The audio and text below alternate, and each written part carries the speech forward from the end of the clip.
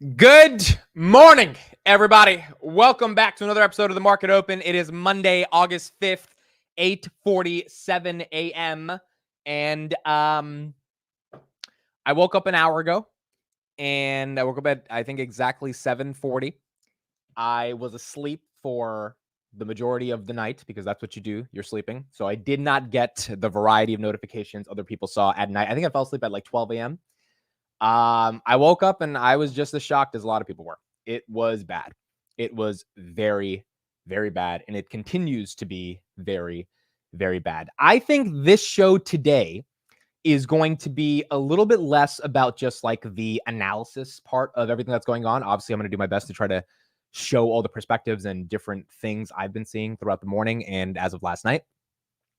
But I think this stream today, this is one of those streams where we kind of just all come together and we deal with what's going on. I mean, on a day like this, I mean, how much analysis can you really provide to make sense of what's going on? Quite frankly, because a lot of the price action we're seeing, and I think that's the first thing we're going to go through, is just looking at the carnage in the pre-markets.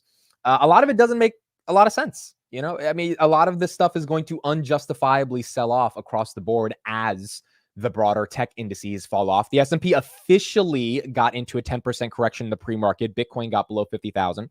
So I really do think today's stream is more so about just talking and dealing with it together, mourning together with all of it. I'm not saying everything's dead yet, but at least for today, things have definitely died. And trying to make sense to some extent of all the pain that we're seeing right now. How is everyone doing? How is everyone doing? As Gene says right here, this is the day you lean on your community. Correct. This is the day you lean on your community. What are your raw feelings, raw thoughts on how you are feeling this morning in terms of what's going on? Robinhood under 15. Robinhood had to stop the 24-hour trading. I think they did it like 3 a.m. I was sleeping, so I didn't even know that. No one even gave them shit about it, quite frankly, because everyone knew like it was getting so bad that you kind of can't blame them to stop all the selling. Palantir is very close to going below $20. Nvidia at 92. We're going to go through the entire bloodbath in a second. I just want to see how everyone's doing. And then I think the first thing we should do is just look at every single stock that is in the gutter and deal with that. This might end up being a historical day. The Japan index, the Nikkei index, is down 12% in one day. It is the worst since 1987. We talked briefly about the carry yen trade last night. We're going to talk more about it today. That seems to be one of the underlying reasons for why the economy is struggling. Definitely why the stock market is struggling. We'll talk more about it. I researched a lot about it last night. It's not that complicated to understand. Quite frankly, it's actually really simple. It's just a question of, is that the core reason why things are blowing up, or is it the unemployment data? It's hard to believe that unemployment going to 4.3 is the reason the stock market's down 20%. I think there's a greater story there, and maybe it is this kind of global margin call that is coming from the yen trade, but maybe not. So I guess we'll figure it out in the coming weeks if that's playing out. 10 years at 3.6. Thanks, Jerome. Good job. Yeah, there's also conversation of, does Jerome Rome step in and say, hey, the money printer is back on. We're going to see. The VIX was the most important thing. All right, so let's start looking at the pain that we have in the market. The VIX, I could not believe it. Oh, wow. VIX just passed 2020 levels, if I'm not looking at it wrong. Yeah, here you go. The VIX is up 178% in 2020. Yeah, 2020 was 65.54. Today it's 65.22. So, I mean, like, you're basically at COVID levels on the VIX. If you were trading the VIX, which there are VIX futures, by the way, you can even buy VIX futures on Robinhood. I found out last week. So, like, if you were trading the VIX, you've made some money. But VIX is up 178%. Now, what happens when the VIX is up 178%, or in general, when it spikes up, is you see a ton of volatility in the markets. However, when the VIX comes down, and as you can see right here in 2020, it hit 66 in March of 2020, March 20th. By August 21st, we had fallen around 80%, and the markets, the S&P, went up dramatically, right? 2020 was like this was prime time for the markets. March to February 2021, I mean, we had one of the greatest runs we've ever seen. So that's going to be the question right here on this VIX. Does this thing fall the same way we fell in 2020, and then we start a pretty smooth recovery which I know people don't want to hear that, but I really do think there is an opportunity for that. And we'll talk more about why in a bit. Or does this VIX just go higher and higher? Does it go to 80, 90? I mean, the highest the VIX was right here in 2008 was 69. Think about that, 79. VIX was 79 in 2008. Right now it's 65.7. It's not that far off. And then 2020, you had 65. 2018, we had a little recession right there. That was at 30. I mean, the VIX is at historical levels. And again, the VIX is a volatility index, so it lets you know kind of how bad or how intense the market is taking the current situation that we're seeing right now. Okay, cool. So let's go through all of the different stocks that we have going on right now in the pre-market. Again, I think this stream is more so a stream where everyone comes together, hopefully finds a bit of a space where they can just complain and vent. And there's a whole community of people that are venting because obviously everyone is feeling some of the pain in the markets. And for the next 2 hours, we're going to try to make sense of some of the stuff going on and see where is the silver lining in all of this. NVIDIA, let's start off with that. Down 14%. NVIDIA's at 92.30. NVIDIA is down at 92.30. It looks like NVIDIA is probably going to go below 92, definitely below 90 if the sell-off continues as the market opens. Bitcoin did hit 49,782. Now it's at 50,000. A lot of crypto proxies like your Robinhoods, like your Coinbases, like your CleanSparks, MicroStrategy, real quick. Let me take a look at that. Yeah, that's at $1,100. That looks like it's going to go below 1,000 if this continues. All of those are getting wiped out today. All of those are getting wiped out today, and there's not much more you can argue for that. Grindr is down 7%, $10.26. Snapchat down another 7%. Snapchat at $8. Google down 7%, $157. Intel $20, down another 7% after being down 26% last week.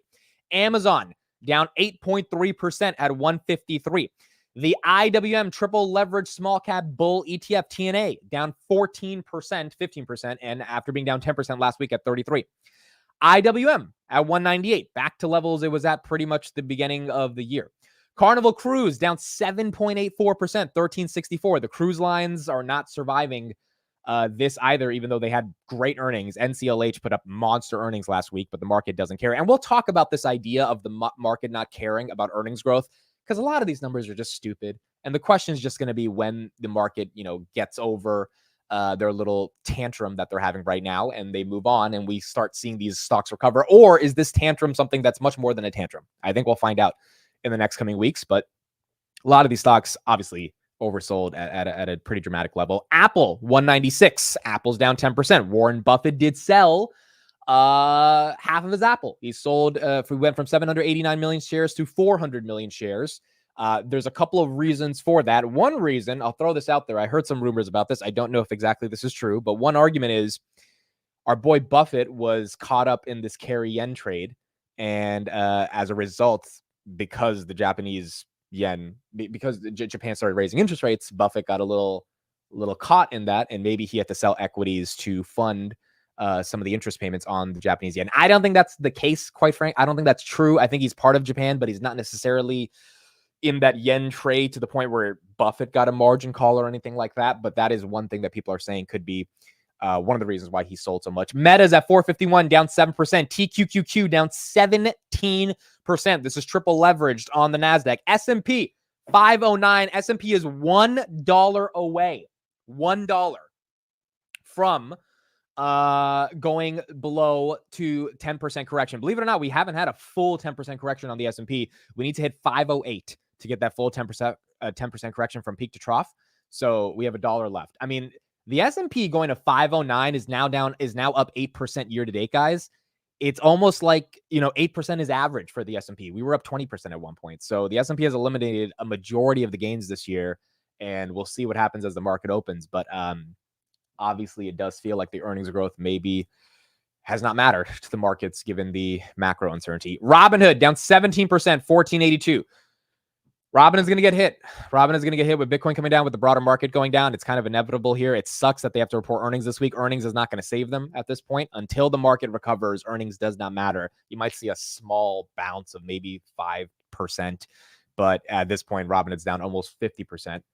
From the top, so it really doesn't matter. Tesla 188, SoFi 592. SoFi officially below $6. The NASDAQ down 5.56%. Palantir, we'll talk about them, down 14.2%, 21.22.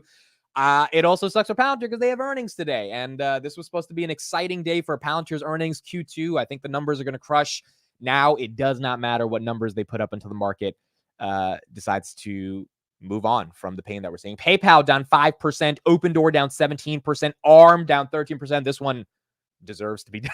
This is the one stock that absolutely deserves to get its ass smacked, but ARM is down 13%. It's still overvalued. CleanSpark down 24%. Wow, CleanSpark's at $10. Holy shit. Coinbase is at $170. Coinbase is down 16.8%. Let me know in the chat if there's a ticker I didn't mention. Please put it in the chat and I'll pull up the ticker and see how bad it's going with that ticker. Because I'm sure there's a bunch of tickers I didn't mention. CrowdStrike, yeah, CrowdStrike I think is below 200 now. CrowdStrike 199.44. CrowdStrike came out today and they said, hey, Delta's outage is not our fault. So it looks like they are going to be fighting in court heavy on CrowdStrike. Michael, thank you for the $50 super chat. Please mention the looming war in Israel. You have a wartime stock and you haven't mentioned it much. We talked about this last night. The reason I haven't mentioned it much is because we don't have major updates on it other than Iran saying that they're going to attack.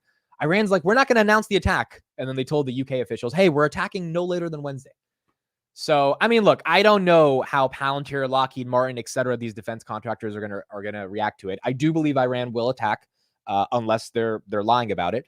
I just don't know when that's going to happen. They said it might happen by Wednesday. So that's another reason. Obviously, we're seeing some uncertainty in the broader markets. I don't think the 20% drawdown we're seeing over the past 5 days is because of Iran and Israel, though. I think that's adding fuel to the fire, but I don't think that's the reason. Now, as soon as Iran officially attacks and we have like a full scale back and forth, then yeah, that's going to have to be factored in, and that's probably not going to help at all.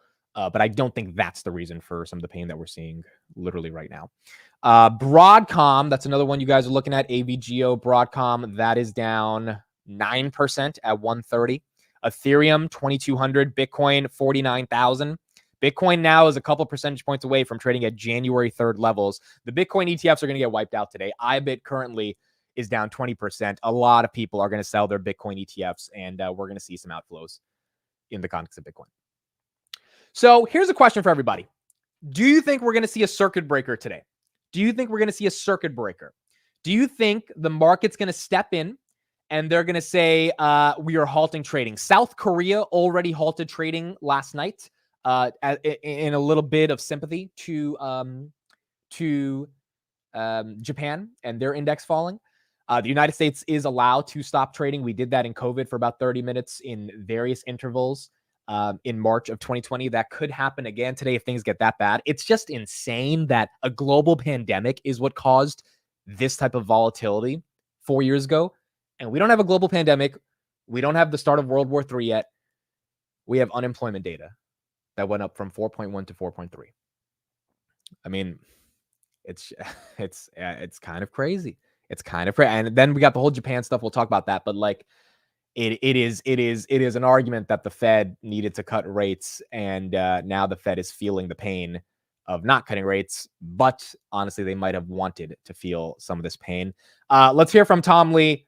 Tom Lee, still bullish on the markets. Here's his perspectives on where he thinks the market's going. Up. And if this is a flash crash and then a recovery, or if this is more pain to come over the next few months. I'm Lee, managing partner, head of research at Fundstrat Global Advisors, as well as a CNBC contributor. In times like this in the past, it always would help to know, Tom, whether it's a sharp, scary spike down, which a lot of times the other side looks just like it, or people are hoping for that so much that they don't see that it might have longer to go. Do you get the feeling that this is not going to be a major sell-off?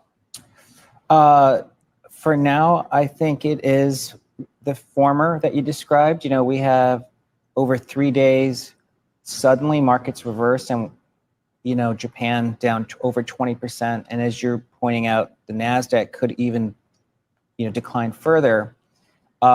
Declines like that are generally symmetric, but you have to watch the VIX. And when the VIX peaks and starts to roll over and fall down, the recovery can be just as quick. I think a lot of this depends on whether financial conditions in the U.S. start to tighten, you know, meaning like, do markets seize up? But with interest rates falling, The consumer's still in pretty good shape. I think on the other side of this, it'll look like a growth scare, but it doesn't mean that It's a today's growth the bottom. scare. Yes. It's kind of interesting that it almost looks like the market's doing what the Fed didn't do again. It's almost like once again they're there, but not really ahead of what's happening, and they're reacting, not anticipating, kind of again. Yes. On the way up and on the way down. Yeah, the 2 years is signaling that the Fed is behind because 2-year yields have fallen further.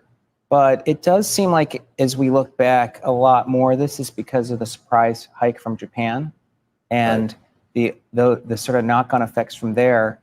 If that is the primary source of the reaction, I know it's going to be tumultuous for markets, but for the U.S. economy, it's not necessarily bad news. And I think that's why we can balance. Some of your great and accurate calls have been based on inflation coming in like you thought, much cooler than the market was thinking at the time. I guess the flip side of that is that there can be the dual mandate, there can be labor market weakness associated with why that's happening. Was the asymmetric risk? Maybe it wasn't asymmetric. Maybe there was a great risk to the job market. Well, markets don't like surprise. I mean, Friday's jobs report was disappointing. How far back did they go with revisions down too? It almost looked like the whole story, the whole narrative that we had is suspect about. That's right. And I think many expected that because, the establishment survey versus household had so many gaps. And so that's kind of converging. But that means markets are waiting until August payrolls report, which is not for 4 more weeks, to really know. But I would say, to me, it still seems like July, even as bad a report it was, is more of an aberration. And I think the trend is still weather. There's a couple of things in it that people. Yeah, there was almost a record number of people that were having temporary layoffs and people who weren't working due to bad weather. And Texas had a big spike in jobless claims. So it does look like the hurricane had some effect, although the BLS said there was no effect. On Thursday night, one of the people at your shop said 53.90 looks like a good S&P support. Do support levels mean anything? And you want to give me another one, or is it just another one to go through? Well, because it didn't hold, it means that there are other support levels that could be important. It might not hold. Yeah, it could not. I think that the VIX is telling us that. Got to watch the VIX. Yeah, because it spiked Friday and then it's spiking again today. I mean, the last time the VIX was at this level was April 2020. So for an investor, that tells us kind of where we are, which is we know markets are nervous and they have to unwind, but it's not been a bad time to be thinking that there is a big opportunity on the other side, because once the VIX starts to calm down and markets have already corrected, we know that there's opportunity. Right. And the question becomes, VIX right now, it's not even at that 48 level when Tom Lee was doing the interview. It's now at 65, which is COVID levels. If VIX, drops 30% tomorrow, do we start to see a recovery in assets? We will. I mean, that like historically, that trend, that like divergence exists. But is that a bounce? Is that a dead cat bounce? Is that real? Is something fundamental changed? I don't think we're going to find out for the next couple of days. Unfortunately, we have a lot of big companies reporting earnings this week as well, and those earnings probably aren't going to matter if the VIX continues to remain at these levels. Knowing that, of course, it's August, as you point out. You think the VIX high 40s is where it's going to peak, or low 50s? I guess, it's up 100% almost. Yeah, the VIX may not have a ceiling because we know next couple of days there's also some geopolitical events on the horizon. And Israel, and Iran. And, we got politics here. I mean, that's escalating. Some people think, well, that's going to turn into a nightmare this week. Today, or tomorrow. I mean, we don't want to. So I think that's why it's all coming to a head this week. I mean, to me, it's a very important week because we know it's hard to catch a falling knife. As you're pointing out, support levels are being broken, but mortgage rates are falling. The consumer's in pretty good shape. And, the job market, I think it's very unlikely. But so if the knife is falling and you like catching falling knives, I know you. So the question is, at what point do you catch said? Bro, if I was Tom Lee, I would have smacked the shit out of this. I'd be like, did you just say I'll be looking at him like, what, my guy? Did you just say that? Did you really just call me a falling knives catcher? I'd have been like, my guy, like, chill out, Brody. Knife.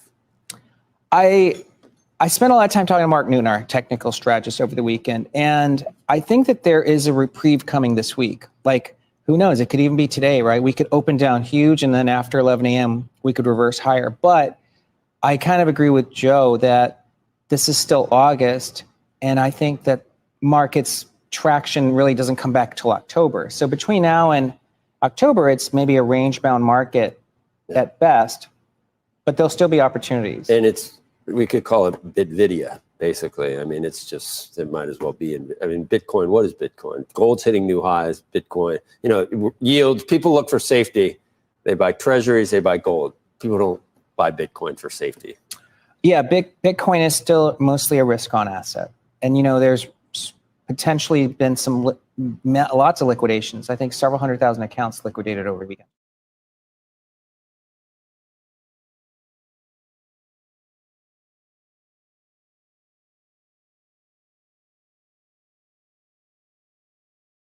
Ooh, I caught myself real quick. That was like 7 seconds of muting. I watched the stream from Friday. It was almost like 30 seconds. I caught myself really quick, dude. That wasn't that bad. But anyway, I was gonna say, yeah, that was kind of disrespectful to Tom Lee. I mean, that's not, dude. He's one of the reasons people even watch CNBC. So just because the market turns is not a reason to like be disrespectful to him. So I thought that was a little mean, but nonetheless. Look, I don't think Tom Lee's thesis is wrong here. I think his argument is actually relatively strong. It's just that no one wants to hear it right now because he called on IWM going up, and IWM is obviously taking a massive beating. You don't want to be in small caps when things go bad.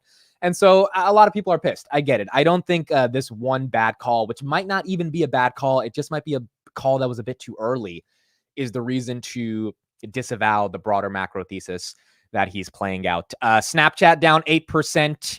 Intel down another 6%, Google down 6%. There is a slight recovery. I mean, Google was down 7%. Now it's down 6%. So you're seeing little bits and pockets of the market not selling off as much, but obviously at 9:30, we're going to see how bad things get. Yeah, look at the S&P. It went from 509 to 513.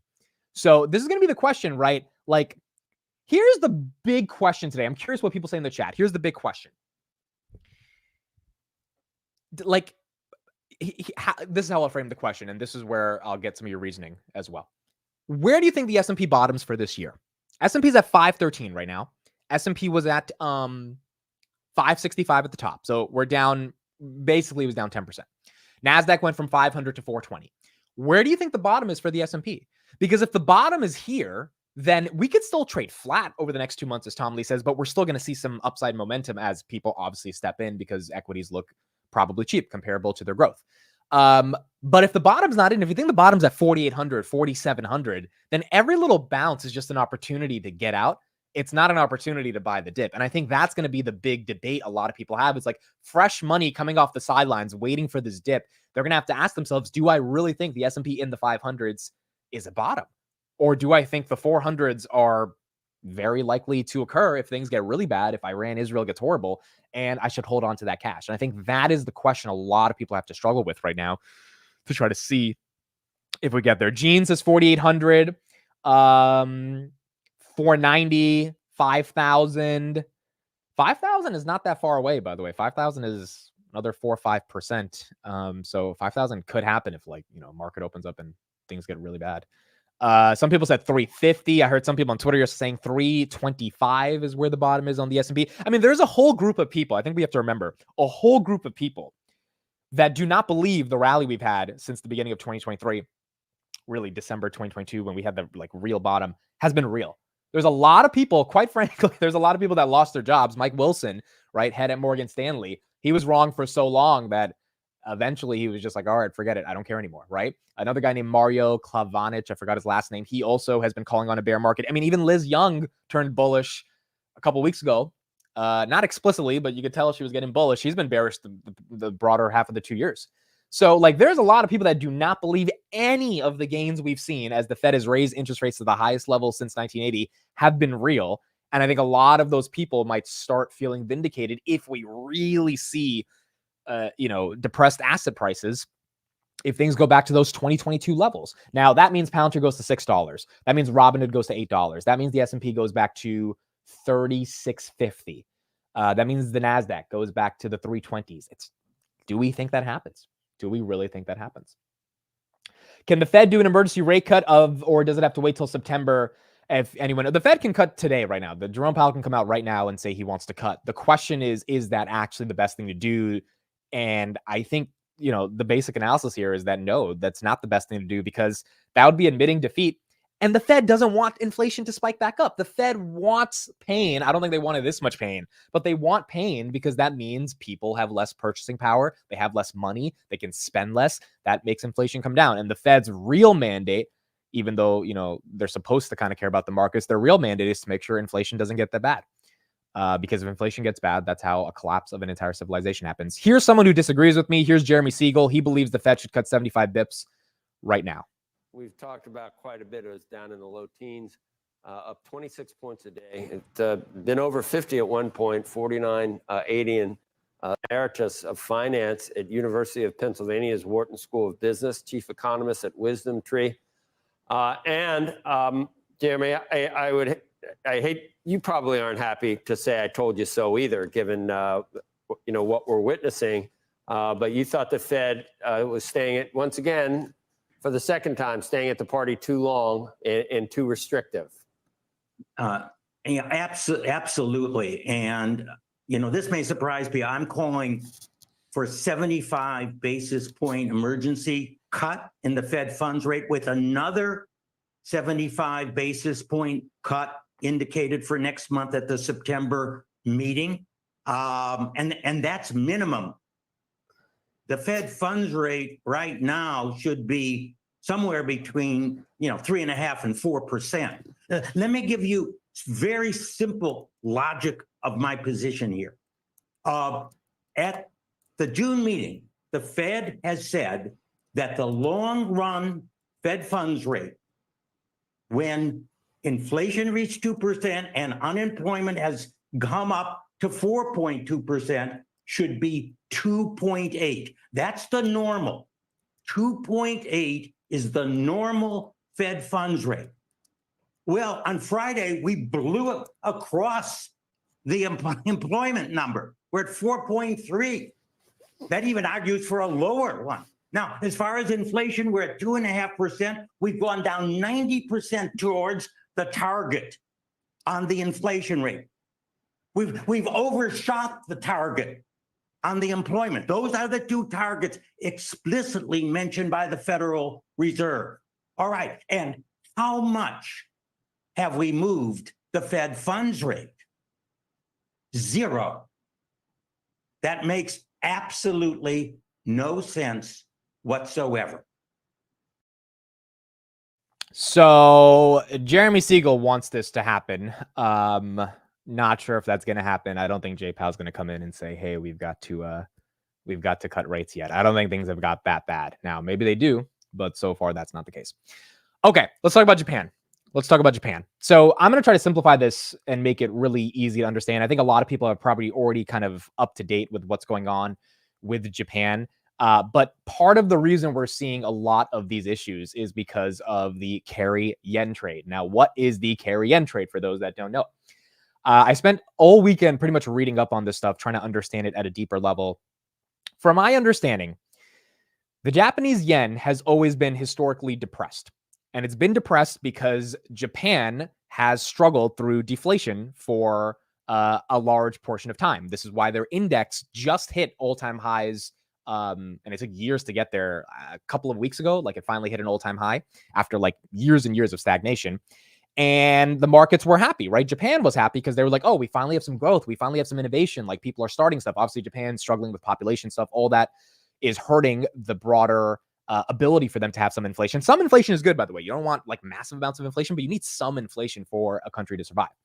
As a result, Japan has had their yen at such a low rate, Japan having almost negative interest rates, or they did have negative interest rates for a long time, that hedge funds, large institutions, borrowed the yen at very low interest rates, and they invested the money in higher yielding assets around the world. Where did they invest it? Nvidia, Amazon, Microsoft, Tesla, Palantir. They're like, hey, Palantir's up 70% year to date. The yen is charging me, I'm just making up numbers right here, 1% interest to borrow it. So I can borrow it at 1%. I can put it in something like Palantir that's maybe yielding 10% or something, right? In the context of whenever you invested, or 30%, 40%, whatever it is. And then I can take the gains from Palantir, and then I can pay back the interest on the yen, give back the yen. And as a result, I've just engaged in a trade that is a great way to make money when rates are low. But Japan raised their rates. They raised them by 25 bips on Monday last week. So borrowing yen got more expensive, which put a lot of pressure on hedge funds that are not playing around with a couple $1,000s, but they're playing around with hundreds of millions of dollars, because their cheap financing suddenly isn't so cheap anymore. By the way, you might be asking, well, why did hedge funds go to Japan to borrow money? Well, in the United States, if you want to borrow money, it costs 5.5%. Why? Because Jay Powell raised rates the highest they've been since 1980. So you have to ask yourself, where did everyone go that is managing lots of money to get cheap financing? They went to Japan, because that was the only place in the world that still had negative to 0% interest rates that allowed for that cheap financing. So what happened after Japan raised rates, and again, we don't know how big this bubble is, given the extent of the market sell-off. Maybe this bubble is very big. Maybe it's like a portion of the market. Some people are estimating, I think Bloomberg put this out. I could be wrong on the source on that. So I might be wrong on Bloomberg, but I was reading last night that there are some estimates that this is $10 trillion worth of this carry trade that's going on right now. And if it's about $10 trillion worth of the carry trade, then obviously that's a lot of liquidations that are going to be happening. It's like a global margin call. They either have to find more expensive loans or start selling off their investments to pay back the yen that they borrowed. Actually, I think Cathie said this. I don't think Bloomberg said. I think Cathie said this. So as a result of that, if you're borrowing something at a super small interest rate, and then you're investing it in something else, everything's great because you just take the gains from what you invested in and then you pay it back. And if you're doing this to the tune of $10 trillion in the US economy, then all these hedge funds are kind of just playing around, sloshing around money here and there. However, when Japan raises rates and the yen looks more attractive and the yen goes up, as Kris says, it's panic buying of the yen, and people actually want to buy the yen. The Japanese consumer has more confidence in their own currency, and the yen goes up. Well, now the interest you paid on the yen goes up. You have to pay more on that interest. And what happens when Palantir falls 30%? What happens when Tesla's down 40%? What happens when Nvidia, that you bought at 130 because you were like, all right, Nvidia's going to 180, all the fucking banks, Bernstein said it might be 250. That was a real headline. Bernstein said it could be 250 by the end of the year. You're like, all right, I bought Nvidia at 140, and then Nvidia goes down to 93. Now you have to take a loss on the Nvidia, the Tesla, the Palantir, whatever it is. You have to sell it. You take a loss on that. That contributes to the selling pressure. You have to take that money, and now you have to pay back the money you owe on the interest on the yen. But what if you don't have the money on the interest on the yen? Well, who gets fucked there? The banks in Japan. The banks get fucked. And so if the banks get fucked, which is what we saw yesterday, two Japanese banks, basically the biggest banks in Japan, think about them as the JP Morgan and Bank of America of Japan, they fell 20%. Why did they fall 20%? Because if people can't pay back the loans that they took from the banks to be able to finance their yen trade, well, then the banks don't have the money. And if the banks don't have the money, then you start thinking about a bank run that theoretically could happen as well. So this is what's happening in a nutshell in the context of Japan. This is what's happening in a nutshell in the context of the carry yen trade. My question is, to what extent is the yen carry trade taking up the pain in the market? S&P right here at 514, recovering just a little bit from that 509 level that we were at 20 minutes ago. And so that's my question. How bad is this carry yen trade? Like, how bad is it really gotten? And how much are the markets factoring in the pain from that carry yen trade? And how much overall liquidity is going to be injected into the market, or leaving the market as a result of all the sell side pressure? I think we're going to find out over the next couple of weeks. But that is what's going on right now. Hopefully that was easy to understand for people that are curious about what's going on in Japan. I think we're going to get a lot more data from hedge funds potentially that go bankrupt, potentially from funds that like when we see a major fund that manages a couple billion say they are like down 80% or saying they're closing up shop, that's how we'll know, oh, like this was like bad. This was like subprime mortgage level, potentially type of bad. Now, obviously, we're not anywhere near 2008 levels, but if we start to see many firms independently go bankrupt because they were engaging in this carry-in trade, things got bad. Now, for the people that are saying Buffett was engaging in this trade because he was doing a lot of cheap financing via the yen, and that's how he was, engaging in buying up some of his assets as well. I don't know if this is the case. It definitely makes you wonder, why is he selling 50% of his Apple? Now, on the Apple trade, let's talk about that. I'm curious what people think. The Apple trade was very interesting to me. The Apple trade, obviously, a lot of people know Apple is just not innovating anymore. The Vision Pro is a flop. AI iPhone, I still am a bit skeptical on why would people upgrade to the AI iPhone to talk to Siri. Did Buffett just literally give up faith in Apple? Or did he have to sell some of his Apple because he needed to finance other things? It's a really interesting question. Obviously, he's up a lot in the shares, but dude, he's held Coca-Cola for like 80 years or something. I don't understand, taking profits to the extent he took profits on if he's a long-term investor. And to sell 50% of the position, it doesn't seem like risk management. It seems like, yeah, you're like a little, afraid of what's going on with Apple. Again, decreasing the stake from 789 million to 400 million shares over the weekend. So, maybe Buffett also is thinking that the Japan trade could get really bad, create more liquidations, and he has now $278 billion in cash, and he wants to effectively deploy that cash if things get really cheap in the next coming weeks. Hey, Amit, if I were to sell $90 cash secured puts on NVIDIA that expire in 2 weeks and it falls below the strike price before the 2 weeks, can I purchase the contract for $90 prior? If you sell any cash secured puts on any stock right now, NVIDIA, whatever it may be, and the stock falls below that level, you are contractually obligated to buy 100 shares of the amount of puts that you sold. So that's a good comment because it brings us into the conversation on options and wheeling. A lot of people that have open puts on the market in terms of sold puts, they're going to start to get assigned on those puts. Now, you can roll those puts and you can try to delay the inevitable assignment, but the question becomes how bad. So, for example, if you had a $90 cash secured put, what that means is you have to put up $9,000, 90 times 100, to have the right to buy 100 shares of NVIDIA at 90. If NVIDIA is above 90 by the expiration date, you get to keep the premium you got for putting up that 9,000, and you don't have to buy the 100 shares. Now, if it expires in 2 months and NVIDIA is above 90 in 2 months, which maybe this whole thing is blown over, then it was a good move, right? And then you're able to relax and you don't have to worry about buying those shares unless you really want those shares and you have the cash and you don't care about buying shares at 90. If NVIDIA goes to 50 or 60 or 70, or NVIDIA just stays range bound from like 85 to 90, then you're going to have to inevitably buy those shares. You can keep rolling the contract, but still it's going to be a situation that's a little bit tricky to manage. So I don't know if selling cash secured puts is the best thing right now, even though the premiums are going to be gigantic today. The put premiums are going to be astronomical. NVIDIA right here in the pre-markets is at 95. NVDL, which is the 2X fund, that's down 22%. That's at 38. This is also a popular vehicle people like to sell puts on. Same thing with TSLL. That's a leveraged Tesla fund. That is down 18% at 764. So I don't know if selling puts today is the greatest idea, not because the premiums are amazing, but the problem is if things keep dipping, then you're selling puts into a nightmare and you're going to have to end up buying these shares.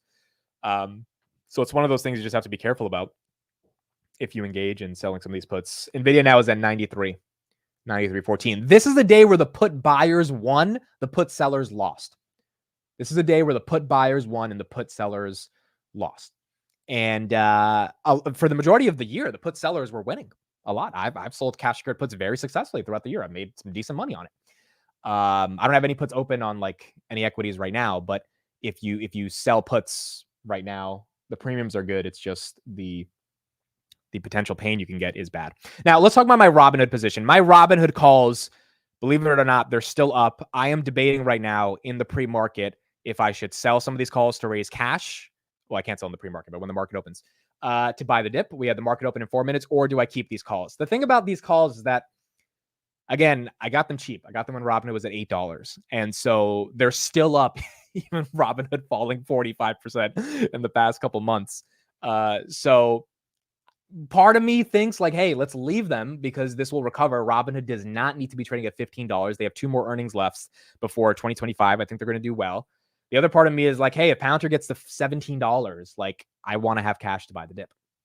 So I don't know. I'm going to have to make that decision as we get into the market. I do think there is going to be a lot of panic selling at 9:30, and I kind of just want to like give it some time before you really decide to freak out. I mean, like, let's see how bad this market does get. The VIX, I don't want to say we peaked or anything like that, but the VIX is already down 20% since we last talked, right? The VIX was at 65, now it's at 55.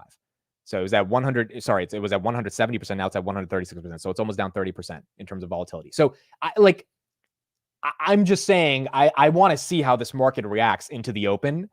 Maybe this spikes up again, but we had a lot of pain in the pre-markets. Like, there's been a lot of selling. Let's see if a bid comes in, if this is a little bit of a flash crash and we are just laughing about this day all the way to the bank at the end of 2024, or if this has more pain to come.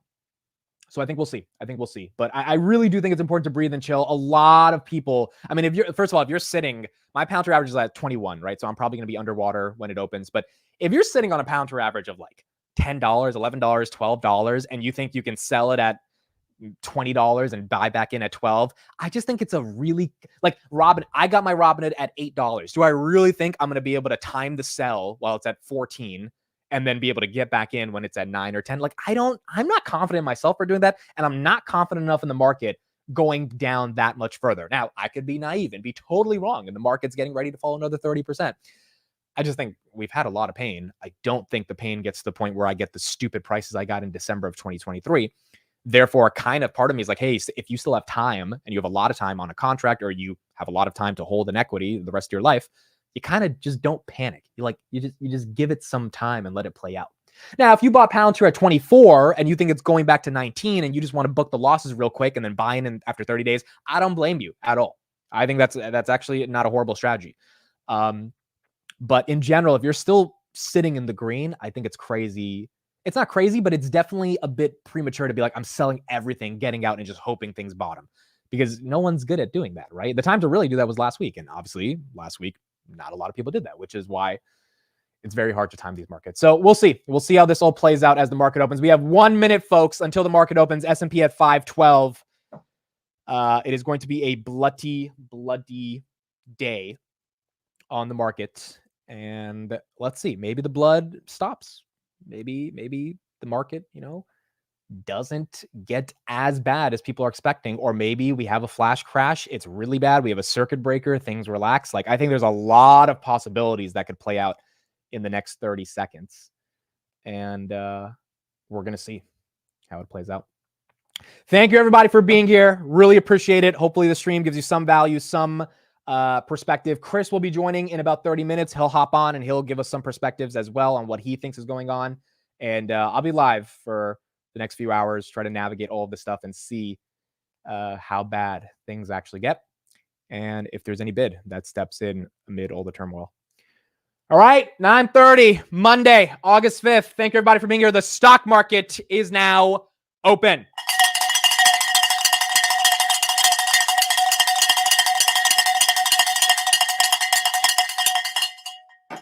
Wake your ass up. Here we go. S&P 500, 511.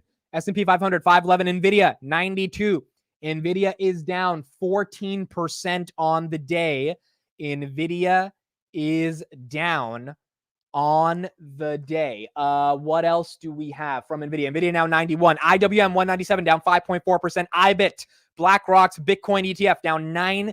CrowdStrike at 205. Coinbase at 162. MicroStrategy at 1,028. Snapchat, $8.40. Google, 158, down 6%. Intel, $20, down 6%. Amazon, 152, down 9%. Carnival Cruise, $13.91, down 6%. Celsius, down 7%, $39.54. They do have earnings this week. Meta, $4.55. Palantir.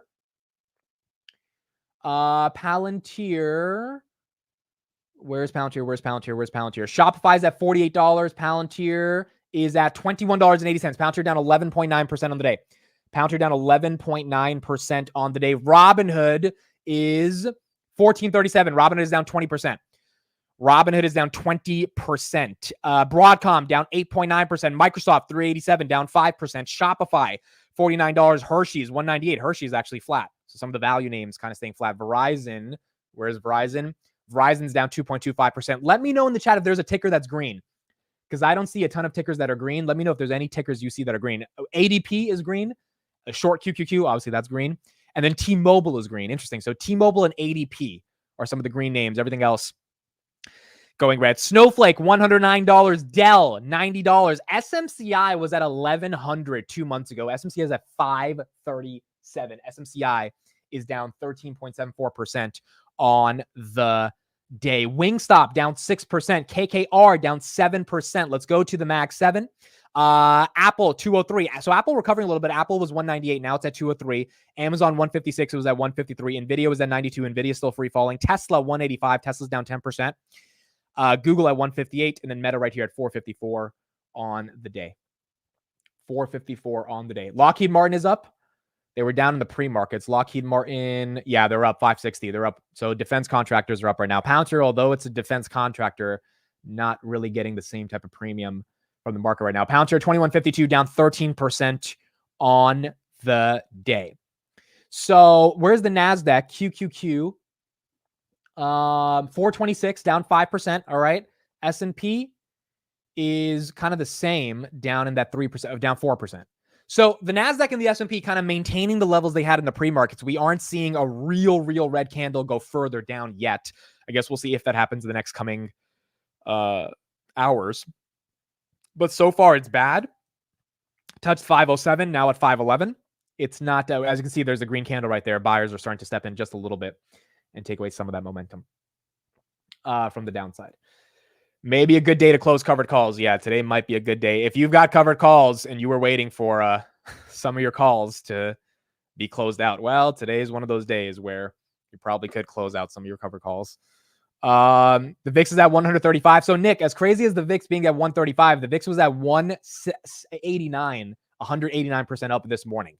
It was at 65. Now it's at 54. VIX is coming down just a little bit. So, although the VIX is bad, it is down. Can't log into Charles Schwab. Let me know in the chat if anyone's having a problem with their brokerages. I'm assuming some people will have issues with their brokerages today. My Robinhood, I just opened up the app. It looks pretty disgusting, but I don't have any problems using it. Let me know if people have problems using it at all. I imagine there are going to be some issues given people are obviously running for the exits on some of the apps. Spotify's halted. Really? Spotify got halted? I don't see the halt on Webull. Spotify's at 308. I don't think anything's halted yet. Maybe you're seeing it. I'm not seeing it. GameStop's at 19. GameStop's down 8%. Palantir. Wow. Palantir 22. Wow. So it just got a green candle all the way from 2169 to 22. So you got a green candle right there on Palantir. Robinhood as well. Got a little bit of a green candle from 1398 to 1405. S&P, again, green candle right there. 512 on the S&P. NVIDIA, IWM at 197. NVIDIA, is it catching a bid yet? NVIDIA is 94. Yeah, NVIDIA 92 to 94. So we're seeing a little bit of a green candle form on a lot of the tech stocks. Same thing with the NASDAQ right there. There's a green candle right there to 428 from 423. Let's see if that momentum continues, but we have a little bit of green popping in. Maybe some buyers just like DCAing a little bit. But that's not a massive amount of money coming in. 10-year. Where's the 10-year? Where is the 10-year? The 10-year currently, wow, 3.676, new 52-week low on the 10-year. Again, if we saw this 3 months ago, equities would be booming, dude.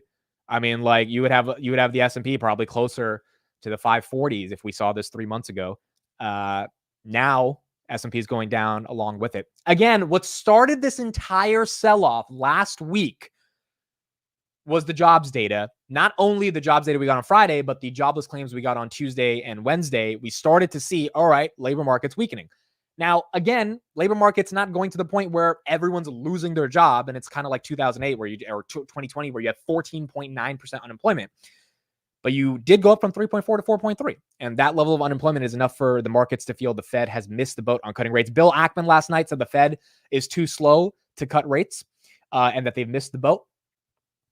A couple other influential people last night also said, hey, it's time for the Fed to cut rates, and they missed it again. I don't know if the Fed missed it. I think September is still an appropriate time for them to cut.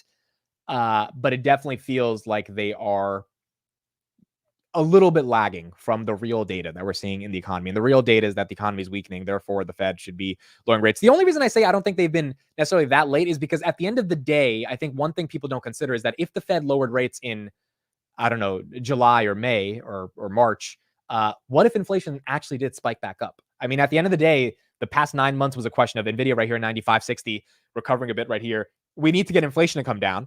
The Fed finally actually put in, effort to get inflation to come down. If they messed that up by raising rates, which I don't think they would have, but what if they did? Like, there would be a different question about, all right, we need to stop inflation. So it's a very tricky thing for the Fed. I do think we're finally going to get a rate cut in September. The question is going to be, how much is it going to be for the markets to internalize it in a meaningful way? And so I guess we'll see. I guess we will see later today. Wow, Schwab is really not working for some people. Wow. Some people are saying Schwab is working. Some people are saying Schwab's not working for other people. Vanguard is down now. Goodness gracious. Yeah, it definitely seems like it's affecting a lot of people here. Nvidia 95, 96. Okay, so Nvidia bouncing from 92 to 96. S&P bouncing as well to 513. Palantir is probably at 2230, something like that. Palantir 2265. Okay, so Palantir got to bounce as well. We do have Palantir earnings today. I'll be live at 3:30, and we'll try to break down earnings. Hopefully, earnings can at least show some positive momentum, even if the stock is not able to rise in this current environment. But we are seeing a little bit of a recovery on some of these names. Amazon as well, 157. It was at 151. Celsius went from 39 to 40. Apple actually decent recovery, dude. Apple was at 196. Now it's at 207. Still down 5% on the day on the Buffett news. But we're seeing a little bit of a bounce there from 196 to 207, which isn't horrible for Apple. Hood is up and running well, except the stock. Yes, exactly. The brokerage is working. The stock is not. E-Trade is frozen. Goodness, dude. These brokerages, they hold the keys to the kingdom for all of us. If they're down, everything's down. Enphase 99, that's down 5%. Norwegian Cruise Line down 6%. Boeing, wow, 163, that's down. Bitcoin is below. No, it's at 51. Wow. So you had a rebound from 49.6 to 51.8 on Bitcoin. So Bitcoin doing all right. But it obviously is still down from 70K last week. Mr. 100, the guy who is publicly buying Bitcoin. I mean, you can track his blockchain address. He bought 500 Bitcoin this morning at about 52,000. So Mr. 100, who buys, for those that don't know, it's like the Bitcoin address that buys 100 Bitcoin per day. He bought a ton of Bitcoin this morning. Matt says he's only down 76,000. That was a $25,000 increase from the bottom this morning. All right, so he was down 100. Now he's down 76. We're seeing seeing a little bit of green. Spotify. I'm surprised Spotify is still at 313, dude. I thought Spotify would be like 250 by now. Spotify topped at 360. Yeah, I thought Spotify would have more pain, but Spotify, there's the green candle. You see that right there? Oh, wow, it did go to 290. So in the pre-market, it hit 290 at 9 a.m. and rebounded to 314. Robinhood recovering just slightly at 1473 from 1398.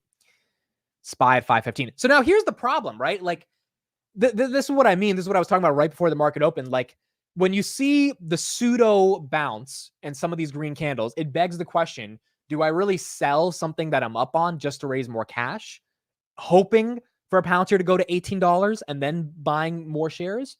Or do I kind of just like chill for a bit because maybe this is a bit of a crash that's based on a variety of variables that inevitably will go away? Like, COVID was a variable that did not go away for months, right? I mean, I remember I was driving back from my college job and it's like a 60-mile drive, and I was driving back and I like turned on YouTube and I saw Trump was live and I clicked it and it's like, my fellow Americans. And I'm like, oh shit, like Trump's doing an Oval Office address. But this was when I was a senior in college. I kind of thought COVID was stupid. I was like, what is going, like, I was still going to the bars. I was still going to parties. I had no problem. Like, I was just like, we're not going to catch COVID. And then Trump's like, yeah, shit's hitting the fan.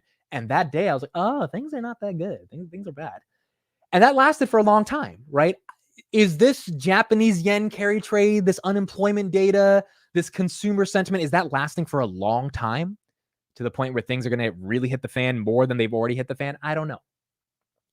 And if they do, then selling right now is a good idea. If not, then selling right now would be really peak fear. And Massive panic. I'm not lying, Mark. Goodness gracious. He thinks I never went to a party in college, dude. You know, I threw a party on March 13th in my dorm. It was like Project X, dude. It was like we had like 100 people over. I definitely caught COVID after that. But that was like the last day on campus because the next day they kicked us out and they sent us home for an eternal spring break. But like in college, we didn't give a shit about COVID, dude. We were like, we didn't care. Like we were having fun. And then we realized how bad things were. It was pretty bad. So let me see the greed and fear index. My point to say is I don't know if this is pandemic level panic, but the market's acting like it's pandemic level panic. We are officially in fear, 27. We're still in fear. We're not in extreme fear yet. So I guess if we see another 5% lower, we'll go to extreme fear, but currently we are in fear. Didn't you almost kill your mom because of a party? Yes, I did. So when I got COVID, I came home, I gave my mom COVID, and then my mom was on the ventilators for 5 days in the I was about to say in the stock market, dude. In the hospital, not the fucking stock market. Oh, we are extreme fear. Never mind. It's at 24. It's at 24.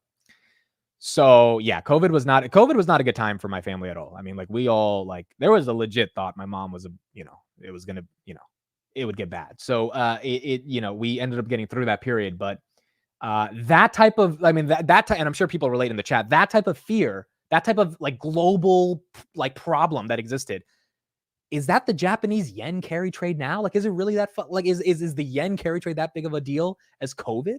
I don't know. I don't know. And if it's not, then maybe equities are not going to be under pain for that long. All right, let's get Dan Ives on. He has some thoughts about the market. I know a lot of people don't want to hear him say that the tech bull market is still on, but let's see what he has to say about the current state of tech. Off intensifying this morning, led largely by tech. Want to bring in Dan Ives, managing director at Wedbush Securities. We're looking at the NASDAQ now off about 856 points. Of course, Apple, Nvidia, some of the big laggards. Dan, what do you make of the sell-off? It's a falling knife at the moment. Do you want to catch the knife? Yeah, I mean, look, for us, we're navigating investors to this white knuckle moment in terms of looking at the tech names and the winners, what I believe is going to be this AI revolution. Look, there's no doubt that investors over the weekend and today calling, trying to say, is this the end? Is this the end of the tech bull market? I don't believe it is. I believe this is just a massive fear panic that will create the opportunities for Nvidia to own Apple, Microsoft, Amazon, Alphabet. And that's always been our playbook the last 24 years covering tech. So when clients call you this morning, are you telling them to buy on this? We'll describe it as weakness, but boy, it feels like it's more than weakness. Yeah, I mean, we've been basically, I'll say almost table pounding in terms of put the levels, put the names that you want to own that I believe are really going to view this as more of an opportunity rather than as sort of catching a falling knife because of where the growth is. You look at earnings, you look at the numbers. I mean, I'm here actually in Tokyo, and across Asia. The demand is here for AI. That is not leaving, despite what we're seeing with this Nikkei sell-off here in the global route. That's what we're telling investors across the world today. Dan, I want to put Apple up on the screen for a second because one of the pressure points, in addition to what's happened overnight, and then obviously the jobs number on Friday, was the disclosure that took place over the weekend, Saturday, that Warren Buffett has now officially halved his stake in Apple. He's still the largest shareholder in the company. He's been trying to, it looks like, raise cash. He's obviously sold out of other stocks too, which I think is also weighing on the psyche of the market this morning. But you look, this stock now off 7%. What do you think is behind that sale? Look, Buffett was selling a little in 1Q, right? Now, granted, the 50% sale, I mean, that was eye-popping relative, and I think caught everyone's attention. It's going to add to pressure here. It's still his number one holding. He is a huge supporter of Cupertino, number one holding, almost double of B of A. Andrew, our view is if you look at this last quarter for Apple, you look at the guidance, you look at what I view as 270 million iPhones in a window of an upgrade opportunity, an AI-driven upgrade cycle ahead of us. That's reasons to own Apple, not sell it. Look, when Buffett talks, everyone listens, no doubt, for good reason. But this is not the time to sell Apple, despite some of the nervousness here. I think this is an opportunity, especially going in to what I view as really a historic upgrade cycle for Apple. We were talking to Tom Lee earlier in a sort of macro way about just how things are headed and what may happen over the next month or two. His sense was you're never going to, I don't know, never. It might be hard to get real stability until October, so that even if you think the market rips in the next couple of days after falling, that it's very hard in the month of August and historically September before you actually know whether you have your sea legs or not come October. Yeah, look, I mean, I think Tom obviously has great words of wisdom. It is going to be a buckle the seatbelt moment, over the coming months, especially even also going into the election. But if you look at the fundamentals in tech and a soft landing and a Fed cutting environment, I mean, that's the time to own tech. And I get it. The Bears have won over the last week or two, right? After being in hibernation mode the last 18 months. And I get it. But if you look at quality tech, large cap tech into an AI, what I view as a once in a 40-year cycle, those are names you own here. And I think, that's why we're out here hand-holding through this white knuckle period, not the time to head for the elevators. What do you think? You agree with Dan Ives? You agree that AI obviously is going to still prevail? Obviously, Dan travels to Asia, does a lot of checks, looks at demand internationally. Recovering a little bit right here. S&P at 516, Robinhood at 1511, IWM at 198, Broadcom 138. We are seeing a little bit of a recovery, folks. Bitcoin right here, 52,000, Ethereum 2,300, Snapchat up a little bit, but Snapchat's up 20 cents, but still got some momentum there. NASDAQ 427 to 432. So we got a green candle coming in there. Where's Palantir? Palantir went from 2130 to 2268. So we got a green candle on Palantir, down 8% on the day. And then the S&P at 516. The S&P here at 516. Palantir will show today that AI wins. What would be the most gangster thing ever is if Palantir comes out and they have such a good quarter that they like NVIDIA right here at 99. Looks like it going back to 100. They have such a gangster quarter that the market can't deny the stock and the stock goes up 20%, even in the face of all the craziness that's going on. I mean, that would be amazing. Granted, it's going to be hard not only to have an amazing quarter, but to live up to the expectations given the changing macro landscape. But we'll be live. We'll see. Dude, the market is so bad last night and like this morning that usually I'm like a kid on Christmas morning. I wake up, I'm like, all right, Palantir earnings, time to get into it. Like, I'm like excited the whole day. And I barely thought about Palantir earnings this whole morning because like we're just occupied with looking at the market. And that's a really big event, dude. That's a really this is the stock I cover pretty heavily. This is a big day in my life, 4 times a year when Palantir has earnings. And it's not even been front of mind given the entire market is collapsing. I mean, I woke up to so many texts, bro. So many. I was just like, dude, I fell asleep at 12. Thank goodness I didn't stay up during the night, dude. I would have been just stuck looking at markets. CrowdStrike at 214. CrowdStrike was at 192. So a nice reversal on CrowdStrike from 192 to 214. MicroStrategy at 1200 as well. MicroStrategy went from 1,000 to 1,200. So nice little rebound there. Wow, people really can't get into Schwab, bro. Is that big of an issue that people can't get into Schwab? Goodness. Shout out to Derek Wall in the chat. I called it. I sold Bitcoin at the top. I can attest to that. Derek texted me. Derek texted me after that Trump speech, and he was like, "Dude, this speech sucked. I'm selling my Bitcoin." And so Derek did catch the top of Bitcoin, the local top. Let's see if we get back into the 60s anytime soon. But Derek's not alone, dude. A lot of people, now I know a lot of people got liquidated, but a decent amount of people also, I saw on Twitter that understand Bitcoin. They're like, yeah, we're going to sell some here because we think there's some downsides coming. And so you have to really know if you saw the downside. Not a lot of people saw it, but if you had a gut feeling or you looked at some of the technicals, then you sold Bitcoin and hopefully you're able to buy it a lot cheaper into that 45 range if it actually gets there. We have the opposite of Derek right here saying, I called it. I bought Palantir at all-time highs. Dude, Palantir at 29 was kind of crazy. I mean, I think we can all admit it was crazy. Now, I enjoyed it. It was fun. It was exciting. But I think I made sure to stay during those streams. Like, hey, it's getting a premium because the market likes Palantir. But it's not like the premium is justified from the growth. Like, I think any Palantir bull can confidently say, okay, 29 is great, but we know the growth's not there yet. Now, 2280, I think, is more than fair for Palantir. 21, I think, is more than fair. The question is, will the market get us even lower than that after earnings today? And if the broader index collapses. So we're going to have to see. We are going to have to see. Now, for someone like Derek, who just liquidated a ton of Bitcoin and has cash, and I'm assuming other people, if you were able to sell last week of anything, this is a moment where you think about going shopping. This is a moment where you think about, hey, NVIDIA, right back to 100 right now. NVIDIA right here at 98.4 at 92. NVIDIA is trading at 18 times 2025 EPS. That's very cheap. That is very cheap. The question is, do you think they meet the EPS estimates to get them to that multiple level? And do you think it gets cheaper than from here if we get into a real recession? So buying NVIDIA at 98, if you're sitting on a ton of cash, is like potentially an opportunity, but it's also one of those things where you may be, regretting it if it goes back to 85, if shit really hits the fan. And this is the part where you have to ask yourself, like, hey, how confident am I that shit's not going to hit the fan even worse? Or am I ready to buy the dip when things get really bad?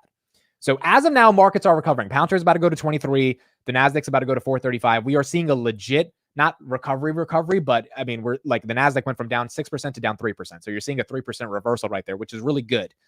But is that enough to get buyers to step in? Is that enough for people to feel, all right, it's time to have some fun, go shopping? Or is that just more pain? We've got the Fed President, Austin Goolsbee. He just went on CNBC. This is one of the guys that votes with Jay Powell. So what he says really matters. Let's listen to what he has to say about the markets right now.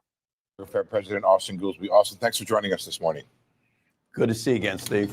So, Austin, there's a perception out there that the economy is either in or close to a recession, and the Federal Reserve is about to embark perhaps on an emergency cut or a series of rate cuts that will slash the federal funds rate. I'm wondering if you could comment on where the market is priced and also what your perception is or your outlook is for the economy and the funds rate. Well, look, Steve, that I'm not allowed by rules to talk about what happens at the meetings or anybody's opinion but my own. I've been saying to you for a long time that we've been in a restrictive posture at the Fed. If you look at the Fed funds rate minus inflation, the real Fed funds rate is as high as it's been in a long time. And we're at the peak, even in this cycle, as inflation comes down. And you only want to be that restrictive if you think there's fear of overheating. And that these data, to me, do not look like overheating. So I think the Fed is forward-looking. The Federal Reserve Act gives us a straightforward job to stabilize prices and maximize employment. And that's what we're going to do. And so as you see jobs numbers come in weaker than expected, but not looking yet like recession, I do think you want to be forward looking of where the economy is headed for making the decisions. And remember that, say, the payroll jobs number is plus or minus 100,000 a month. So be a little careful over concluding about things in the margin of error. Would you step back, Austin, and maybe sort of put it in context? Jobs number was probably the worst number we've had. But we've also had a bad ISM manufacturing index. Are there other indicators out there that suggest to you that we've missed the idea that this economy is in recession or about to go into one?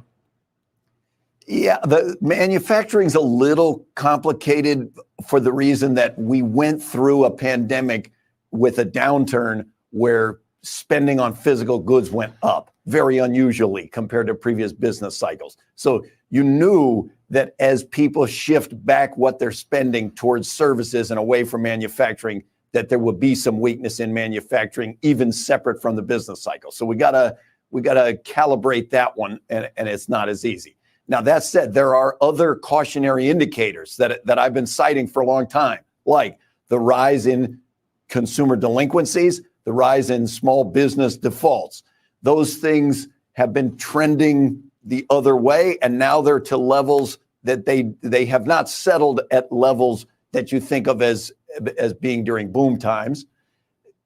On the other side, if you look at domestic purchases, the GDP number was relatively stronger than we expected. Right. The previous one was a little weaker than expected, but in total, that the economic growth continues still at a fairly steady level. Also, I want to ask this outright. The market is priced for 150 basis points or more of cuts by through January for a 50 in September. Is the market over its skis here? Do you think it's sort of embraced a panic about the economy that you don't have? Well, look, you know, I never like binding ourselves ahead of time before meetings, even a single meeting, much less 5, 6 meetings from now, because we're going to get a lot of information. It seems like there's a lot going on in the world as well. You got the Bank of Japan raising rates when everybody else is cutting rates or thinking of cutting rates. And so you got movements in the exchange rate. And so the international component of this is probably a little more complicated. I think the market's reaction, if you just plot out what their projected Fed funds rate will be and plot it against what the actual Fed funds rate does, you can see that it's the market's job to react and it's the Fed's job to act. And one of those moves with a lot more volatility than the other. I understand, I think, what you're saying there. Is there a chance, Austin, you think, of an emergency cut between now and September? Look, like I say, I'm forbidden to talk about what people's opinions are or speak for the committee. You've seen the table. It's a huge table. So everything is always on the table, whether that's increases, cuts, et cetera. But the Fed's job is very straightforward. Maximize employment, stabilize prices, and maintain financial stability. That's what we're going to do. We're forward-looking about it. And so if the conditions collectively start coming in that on the through line, there's deterioration on any of those parts, we're going to fix it. That's the Chicago model. There's no bad weather. There's only bad clothing. The conditions come in, we're going to respond. Austin, I think the question is the balance between the two of these of this dual mandate. For a long time, you didn't really have to think about the jobs piece at all. And at what point, what is the inflection point at which you say to yourself, okay, now we got to actually forget about the inflation piece. Let's focus almost solely on this other piece. Or do you think it's not that way? Well, barring a major change, it's not that way that you would ignore the price stability piece. But I'm mentally have been saying for some time, we're in a balanced risk posture, which is to say we could go for a long time just focused on inflation because inflation was the place where we were falling down and the job market remained extremely strong. Now you see some weakness in the job market. We have to pay attention to that. And as I say, my view is we're as restrictive in real terms as we've been, higher than this entire cycle and highest in many decades.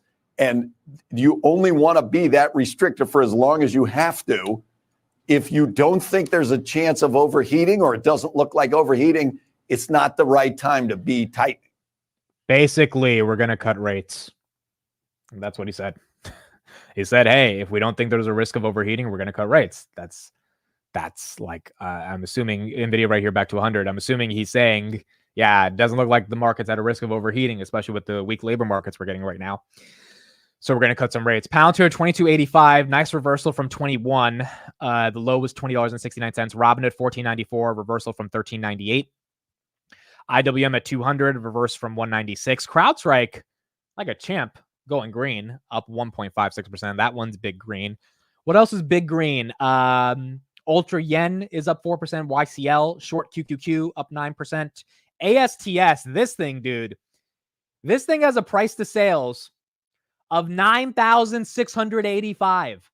And it is still green. I mean, when you talk about a stock that is defying expectations, not only is it up 2,000% in the past month, it's obviously a little overvalued with a price to sales of 9,714, but it's up 5% today. If you got ASTS, dude, you're one of the best stock pickers of 2024, because you would think a company like this gets destroyed on a day like this. Nope, it's green. So there you go.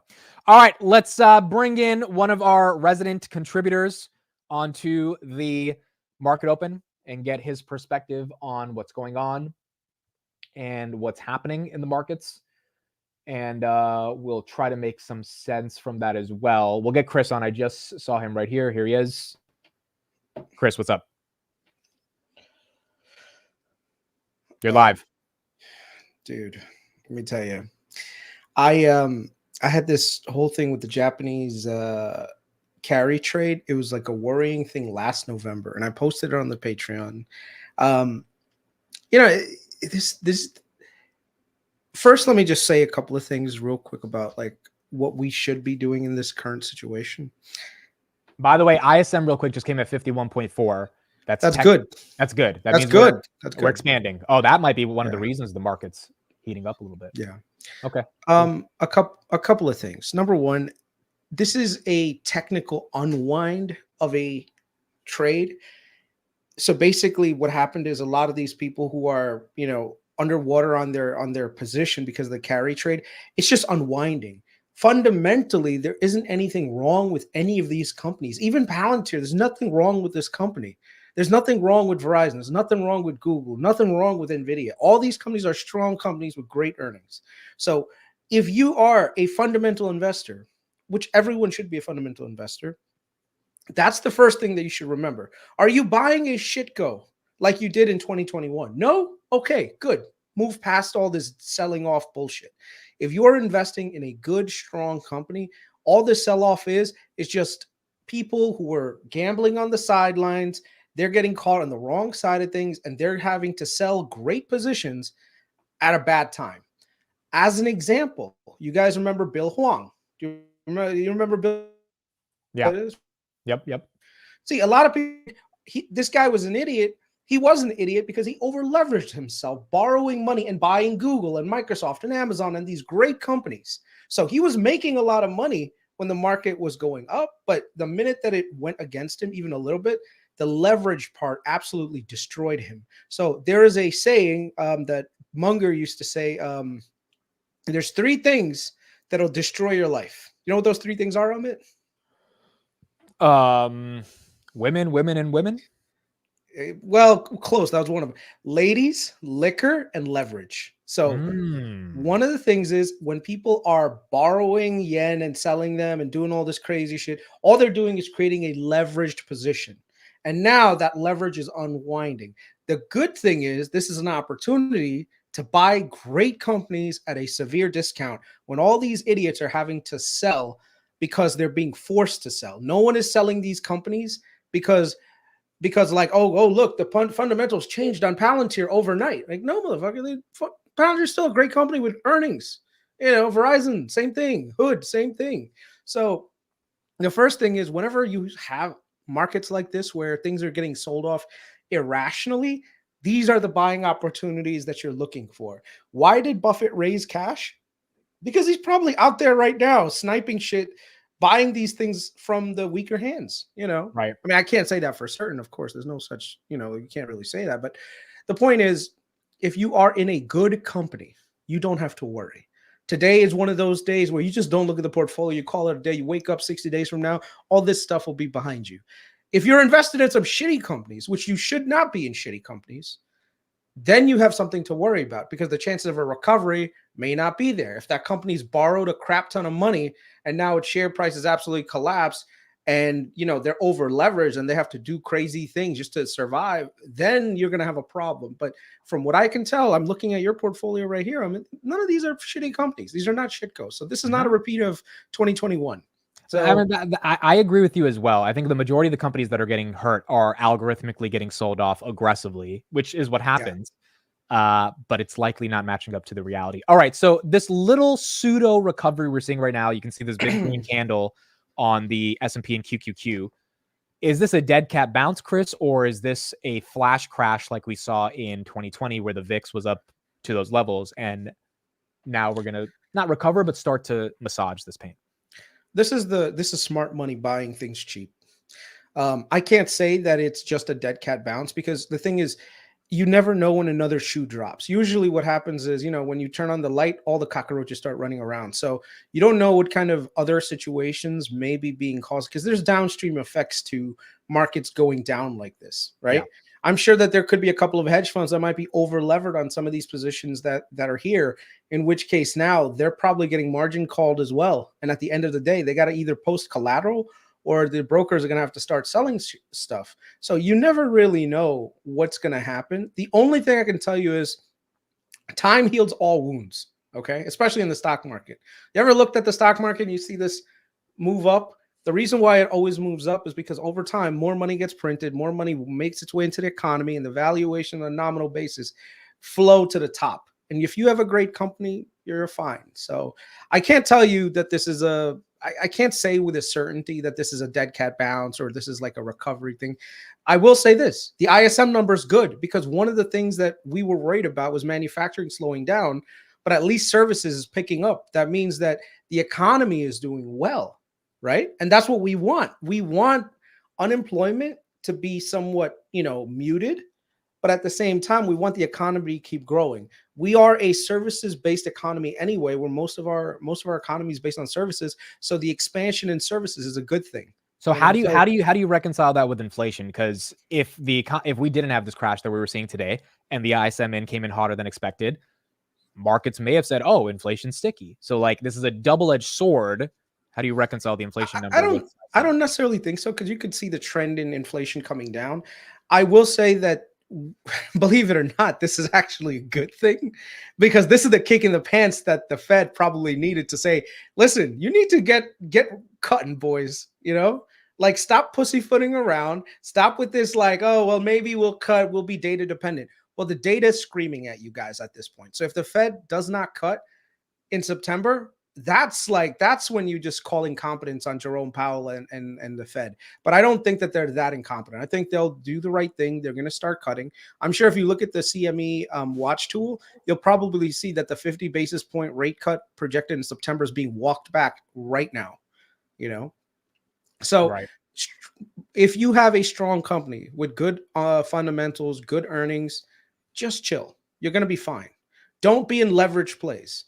Don't be in like the NVDL play or the TSLL play and all these other things, because leverage will kill you. Leverage will destroy your portfolio. So just food for thought. So what do you think right now about the carry yen trade? Talk to me about that. What's going on with Japan? Why is Japan causing all these issues?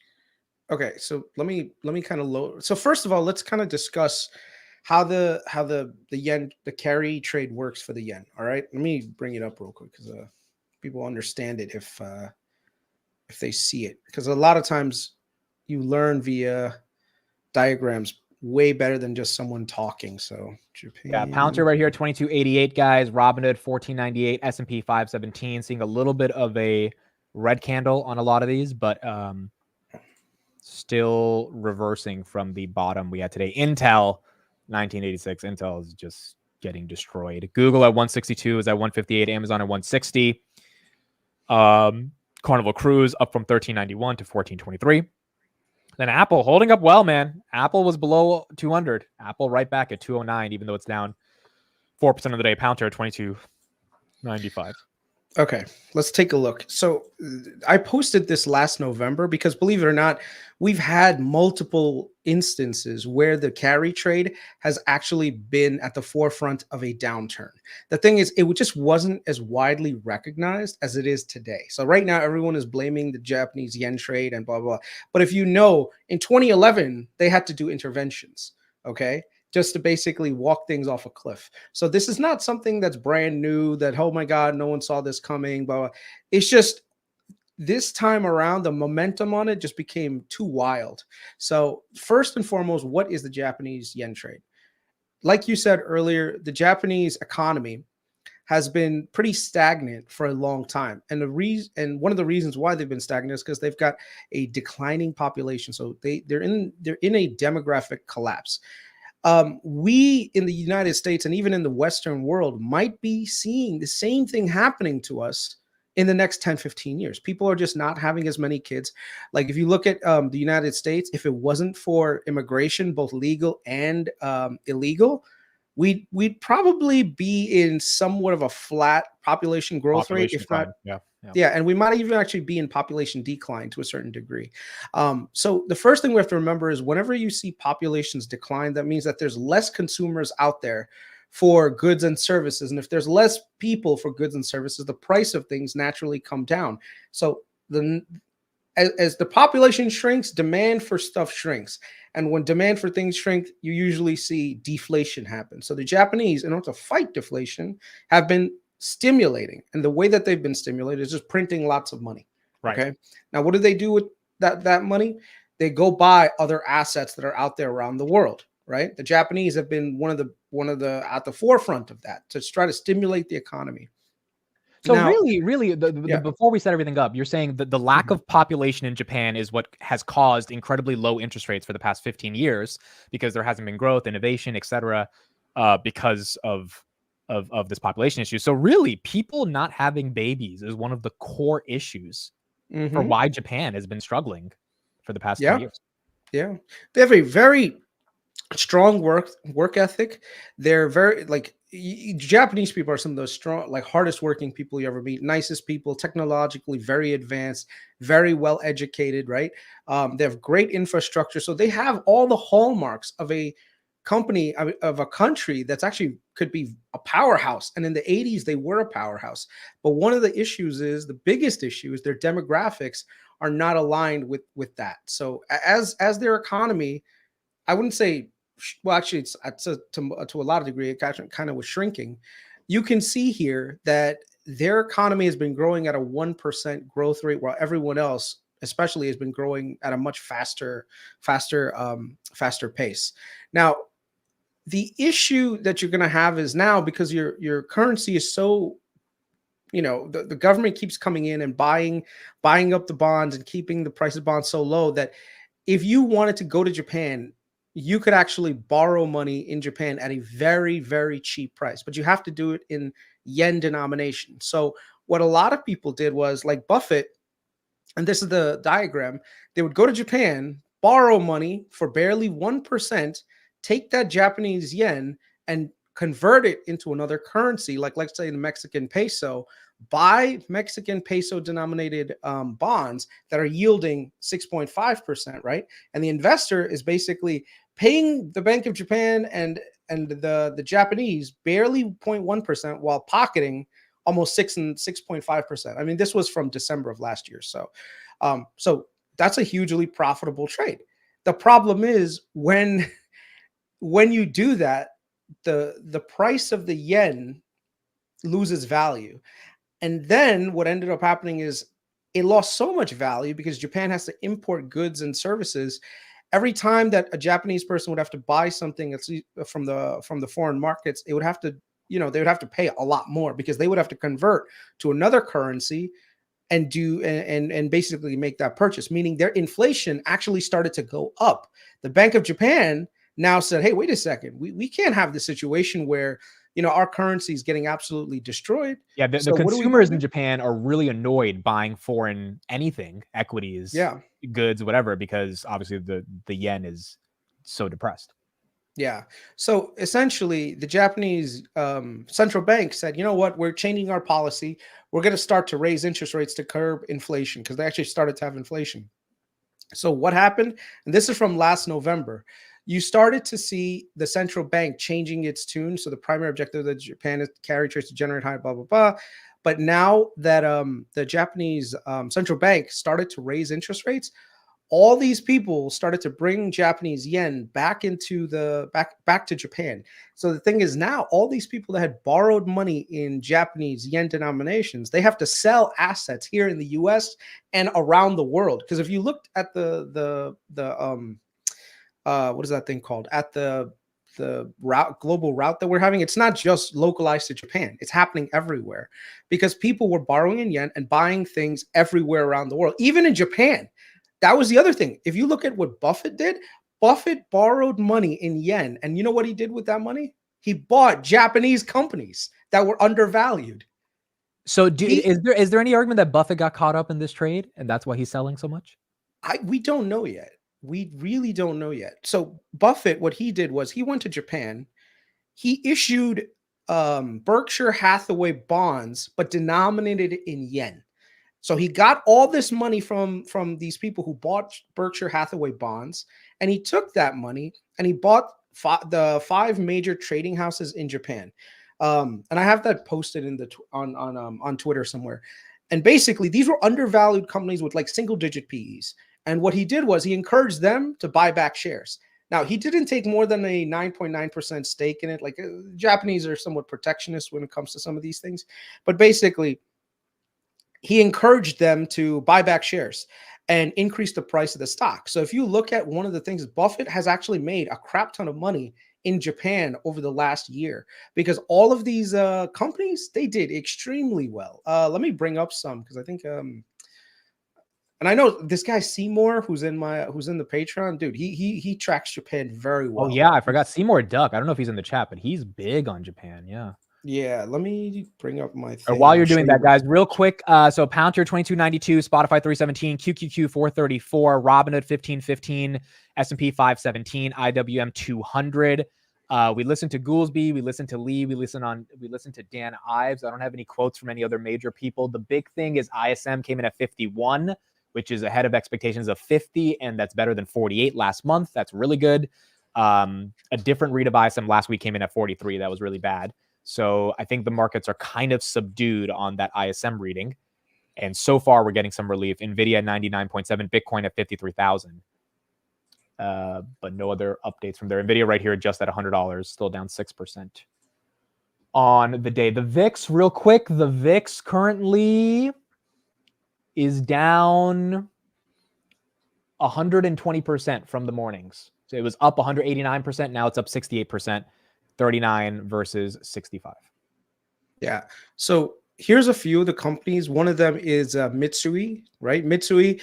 So if you look at what Buffett did, Buffett was buying, I think, almost like since the 2000s. So around here. So in 2020, he's been buying. And look at this. This thing's just been on a rocket roller coaster going higher and higher. Okay. This is the ADR. I'm not sure how that affects it. Like if you look at it in the Japanese terms, it's a little bit easier. Here's another one, Itochu. These are what type of firms again? These are banks? These are conglomerates. Like Japan has a conglomerated bank, like what is that industry? So like these companies, they own multiple businesses and within like multiple sectors. Like they're basically industrial conglomerates, right? They basically own everything. They have they make washing machines, they make wind turbines, they make cars, they have banking divisions, they have insurance products, like you name it, these guys have it. They have textile businesses. It's out of this world. But the thing is, think of it as like a giant conglomerate that pretty much is very well diversified across Japan. And there's like about 5 of them that are just absolutely like monstrous companies, right? Right. So this is another one. Itochu is another one. One of them you might actually have heard of is Mitsubishi. Yeah. Like, like a lot of people, when they hear Mitsubishi, they're thinking, oh, the Mitsubishi, the car, right? And yeah, Mitsubishi is a car company, but it's also Mitsubishi is also a conglomerate, right? That actually owns tons of other companies at the bottom. What is it they call subsidiaries? So if you look at here, you can see that they have see Berkshire Hathaway owns 7.4% of them here. So these are all the industries that they're focused in, like business services, global environmental infrastructure, industrial finance, energy, metals, machinery, chemicals, living essentials. I mean, you couldn't make up the amount of crazy like levels of diversification a lot of these companies have. But the point that I'm trying to make is these companies are relatively safe companies that were very undervalued when Buffett got in. And now with the unwinding of the Japanese yen trade, what's happening is we can't say for certain that Buffett is selling these companies and, basically like liquidating his position so he can buy the yen back so that this way he doesn't caught up on the other side. But we'll know in the next couple of probably next couple of months what exactly is happening. Mitsubishi Motors and Mitsubishi Corp are not really. That's true. Mitsubishi made zeros during World War II. That's also true. Yeah. Did you look at your portfolio today? No. I'm not looking. No, no. No, I'm not looking. Bro. I'm not. I've been going, like, I've been looking at the stocks that I own, but I'll just go to Google and type in the stock price. I'm like, I'm not opening that fucking portfolio, dude. Everyone on the chat right here, they're like, oh, my Schwab doesn't work. And I'm like, bro, I don't care. I'm not. I hope Robinhood fucking crashes and I don't get to see my portfolio for the next 2 months, you know? Because the thing is, this is all going to be psychological, right? You open it and you see yourself down. Oh my God, I'm down $30,000 on paper. Bro, it's on paper. Who gives a shit? Yeah, you were up 30,000 on paper too, right? So yeah, I'm up way more than 30,000 on paper. So the thing is, like, it feels like regret if you open the thing. So I'm just like, whatever, man. I have a thesis. None of my positions are short-term in nature. They're all long-term. I can wait out the storm. So I'm cool, you know. Okay, let's talk about NVIDIA. You made a call last night that NVIDIA should go to 50. I know some people in the chat probably are not going to agree. Try to be respectful. These are different opinions that we have in the market. Why do you think NVIDIA could have some more downside pressure? Okay, so first, let me just finish. Let me go right through it. I don't think this is the reason why NVIDIA goes to $50. Even though, like, yeah, I'd love to take a victory lap and be like, see, I was right. NVIDIA is down. Ha, ha, ha. Kris was smart. I don't think that's the case at all. I think right now the selling is just being overdone because the general market sell off. That's not the reason why. The reason why I think NVIDIA is going to go down to the 50s eventually is because they're in a cyclical business. I know that a lot of people are saying, well, NVIDIA has software business, but software makes nowhere near the amount of revenue that they make in hardware. So eventually, whether that be competition externally from the hyperscalers building their own chips, right? Or demand itself dropping off because maybe their the AI spend is a little bit too generous right now. That could also cause a weakening in terms of total demand going forward. And I think the expectations for NVIDIA's demand is a little bit high right now. So a lot of people are looking at the PE in NVIDIA and saying, well, you know, the PE looks cheap. And I say, well, what, based on what metric? Based on today's metric, it looks like the PE is not that expensive. The problem is there's no guarantee in 2 years you're going to have the same level of demand for the chips that you're seeing today, you know? Right. Right. And that's why. And I just want to address one thing. The thing that you said about ASTS and the PE ratios, you know, PE ratios work really well for mature companies. PE ratios are actually a terrible measure for companies that are just going from loss leaders to profitability, because what ends up happening is the numbers look absolutely crazy, because it's almost like last quarter you could have been losing $1, and this quarter you made 1 penny in profit. So now everyone's going to say, wow, look at the PE, it's crazy high. Yeah, but it's not a mature company. If you look at the improvement from $1 to 1 penny, that's a huge improvement for that company, you know, on a per share basis. So what do you think about crypto? I mean, you've become bullish on Bitcoin the past couple of weeks. Is this the time to buy? I think long-term crypto is going to be fine, especially Bitcoin. I'm not sure about the other cryptos out there. The reason why I like Bitcoin and I've changed my tune on them is because there's enough traction among people to basically say, you know what, this could be legitimately a form of value. Okay, so here's the thing. If, let's say, I have this little doohickey, right? And I say it's worth $1. Did you just say doohickey? I don't know. I'm old. Okay, that's what old people say. I've heard of this term before, but there's only one type of hickey I know, so I that's why I was a little confused. Okay. Well, let's say this thing right now. I say to you, it's worth $1, and you say to me, no, Kris, it's not worth $1. It's worth 50 cents. The value of this thing is because I'm the seller and you're the buyer. If I want to sell it, it's going to cost me, you know, it's going to cost 50 cents because that's how it is. You're the one that determines the price. Now, the thing is, in the past, there weren't a lot of consumers. There weren't a lot of people buying Bitcoin. So whoever like the marginal person was at the side, they said, oh, you know what? I'll buy your Bitcoin for $200. That was the price. Now there's a lot of competition for people buying Bitcoin. So Bitcoin right now, there's a lot more liquidity in there. There's entire countries buying Bitcoin and using that as a legitimate store of value, like El Salvador and even certain other countries around the planet. They're saying, you know what? Maybe we need to build a Bitcoin reserve. And the thing is, because of that, I think that the general acceptability of Bitcoin has gotten past this threshold where it actually is now kind of like a form of gold, right? Where it's a lot more easier to basically transport, because with gold, you literally have to like store it somewhere, you know, you have to put guards around it and blah, blah, blah. And it's a mess. With Bitcoin, it's a simple transaction and everything works well. So would you buy it right now at 53? Is this a dip? What are you thinking?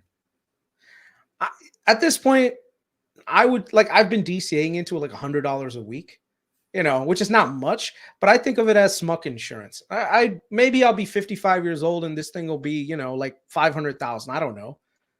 Because I mean, at the end of the day, the Federal Reserve keeps printing dollars. There's a finite amount of Bitcoin, you know.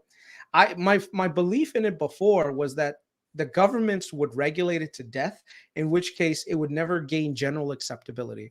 And that seems to not be the case. I think right now there's just so many people behind Bitcoin that the governments are kind of afraid to regulate it into the ground. Right. You know, like look what happened. Look at all the politicians right now. Trump changes his entire tone on it, right? Yeah. Trump, both the Democrats and the Republicans are being crypto maxis now all of a sudden. Yeah. You know, isn't that crazy? So, okay. What do you think about oil, Kris? We got oil at 72. There's a good chance oil potentially goes down below 70. This is great for inflation. The reasons it's happening are not the best because of the geopolitical stuff, but what is your macroeconomic take on oil coming down? I mean, oil is one of those things, man. You never really know. It's when oil goes down like this much, you usually have to ask yourself, like, where's industrial usage is probably slowing down also, which means that we could be somewhat in a recessionary environment. But if you think about it, the price of oil goes down, the cost of goods also comes down too, because you have to transport it, move it around. So inflation is coming down. So I think this is just a part of normalization that we're seeing. You know, I'm not overly concerned on oil. I think even geopolitics, a lot of what's happening right now with Iran and Israel, it's just a lot of saber rattling, because it's just this is what they have to do as politicians, man. Politicians have to project strength to stay in power. Bibi Netanyahu has to say, look at me, I'm doing everything I can to protect Israel. And the Iranians have to do the same thing, saying, you know, like, oh, we have to maintain our sovereignty and we can't let Israel get away with it. And so a lot of what politics is about fear, right? And control. So one of the things you do is you place fear into people's brains and you use that to control them. And fear can work in multiple ways. It could be the war on terror, you know, scare people into thinking like, oh, these people want to come here and they want to change our way of life and blah, blah, blah. That's a form of control. Another one is scarcity, saying, you know what, if this immigrant comes to America, you're going to lose your job. So vote for me because I'm going to protect you against the big bad immigrant. You know, like everything is about fear when it comes to politics. Get the populace to be scared of something and they'll vote for you and they'll keep you in power. That's what the Chinese do too. The Chinese right now, they say, oh, look at the American imperialists. They want to come here and they want to destroy your society. I mean, you think that's what we want to do? You think you wake up in the morning saying, how are we going to screw over China today? Like, no, but that's what sometimes, you know, the government over there tends to make people believe. And that's how it works, man. So I guess final thoughts. Do you think we're headed into a recession? Yes, I think we're definitely due for a recession, but it's going to be so mild. I don't even think it's going to be noticeable. It'll be like 6, maybe 8 months of it. And the question is going to be around, you know, what kind of recession are we going to be dealing with? It could be such a stealthy recession that we don't feel it at all. In my personal view, I think we already got the recession. And I know people are going to say, what do you mean by that? That's stupid. No, it's like we had 2 quarters of negative GDP growth in the first half of 22. You had the stock market was down, like crazy amounts, right? At the time, Google, Amazon, Meta, plus the entire market was down. I think the S&P was down. What did it correct? Like 20, 30% that time? Yeah. Right. And so we're supposed to worry about the recession now when the consumer is actually pretty healthy. There's no real like shit. I mean, shit goes are still there. The shit goes never left us. But for the most part, they're not really a big part of the general economy anymore. You know, unemployment, even though it's rising, it's not like crazy high. There's enough liquidity out there to support everything. Delinquencies are rising, but they're not like crazy high delinquencies. So I think the key right now is just one, the Federal Reserve has to just do its part in starting to cut rates, projecting out some confidence. The stock market will do its thing. I think this is a great opportunity to like buy some companies that are good, but I would definitely hold off and keep some dry powder, because you never know if there's going to be another shoe that ends up dropping, and then you'll get even a better opportunity. But if you're a long-term investor, like you're long-term minded, find the companies that are good companies with solid earnings. And also, believe it or not, this is the first time where find companies with a good amount of leverage on the balance sheet, like debt on the balance sheet, but they have a ton of cash flow. A lot of companies right now that are kind of undervalued, in my opinion, they have a lot of debt on their balance sheet that they had to take on during COVID, right? And basically, with the interest rates coming down, they're going to benefit, because now a majority of their cash flow, which has been diverted into interest payments, instead it'll be diverted into earnings and be able to actually be used from earnings into debt reduction and delevering, which means that for a lot of these companies, you'll go from value going to debt holders into equity holders, and the share price. You think the cruise lines look attractive at these prices? Cruise lines look attractive. A lot of REITs look attractive. You know, the regional banks look attractive. Because the thing is, a lot of them were impacted negatively from the rising rate environment, and over time, that's going to dissipate. And when it does dissipate, these are fundamentally strong businesses that have reoccurring revenue. They have certain levers that they can pull in order to like generate demand. So, am I saying that all of these things are going to ride up tomorrow morning? Of course not. It's going to take time. That's just how it is. But if you really deep dive into a lot of these sectors, you'll see 52-week highs eventually. Look at companies like Verizon. Verizon right now, it went all the way down to $30, right? Like go to the 1 year chart on Verizon. Yeah, 28.69 October. Right. So why did it go all the way? Do a 5 year. Do a five year analysis on it. Okay. You can see here, look at where Verizon was trading before, where it ended up, and then where it's going right now. Why was it riding up in 2020s like that? Because Verizon's entire business model is they take on a lot of CapEx to basically build out infrastructure. So they take on a lot of debt up front, and over time, they charge you to access their services, which is the cell phone and all this other stuff. So now, over time, they generate money by converting debt into equity. And the way and also in form of dividends too. So that's how they split the earnings. The problem is when the debt starts to rise, it ends up being that the value goes from equity holders into debt holders, which means the stock inevitably goes in the other direction. The good thing is at some point that is going to reverse. And Verizon stopped taking on more debt. They started paying down more debt.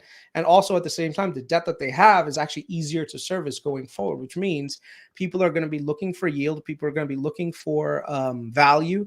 And that's why the price of Verizon is starting to slowly go in the other direction. Right. And it's a very stable business too. Like look at T-Mobile. They're stable businesses. Whether we get a recession or not, you think that really impacts Verizon? No, people are going to need cell phones. People are going to need to do that. So I think so we have earnings this week.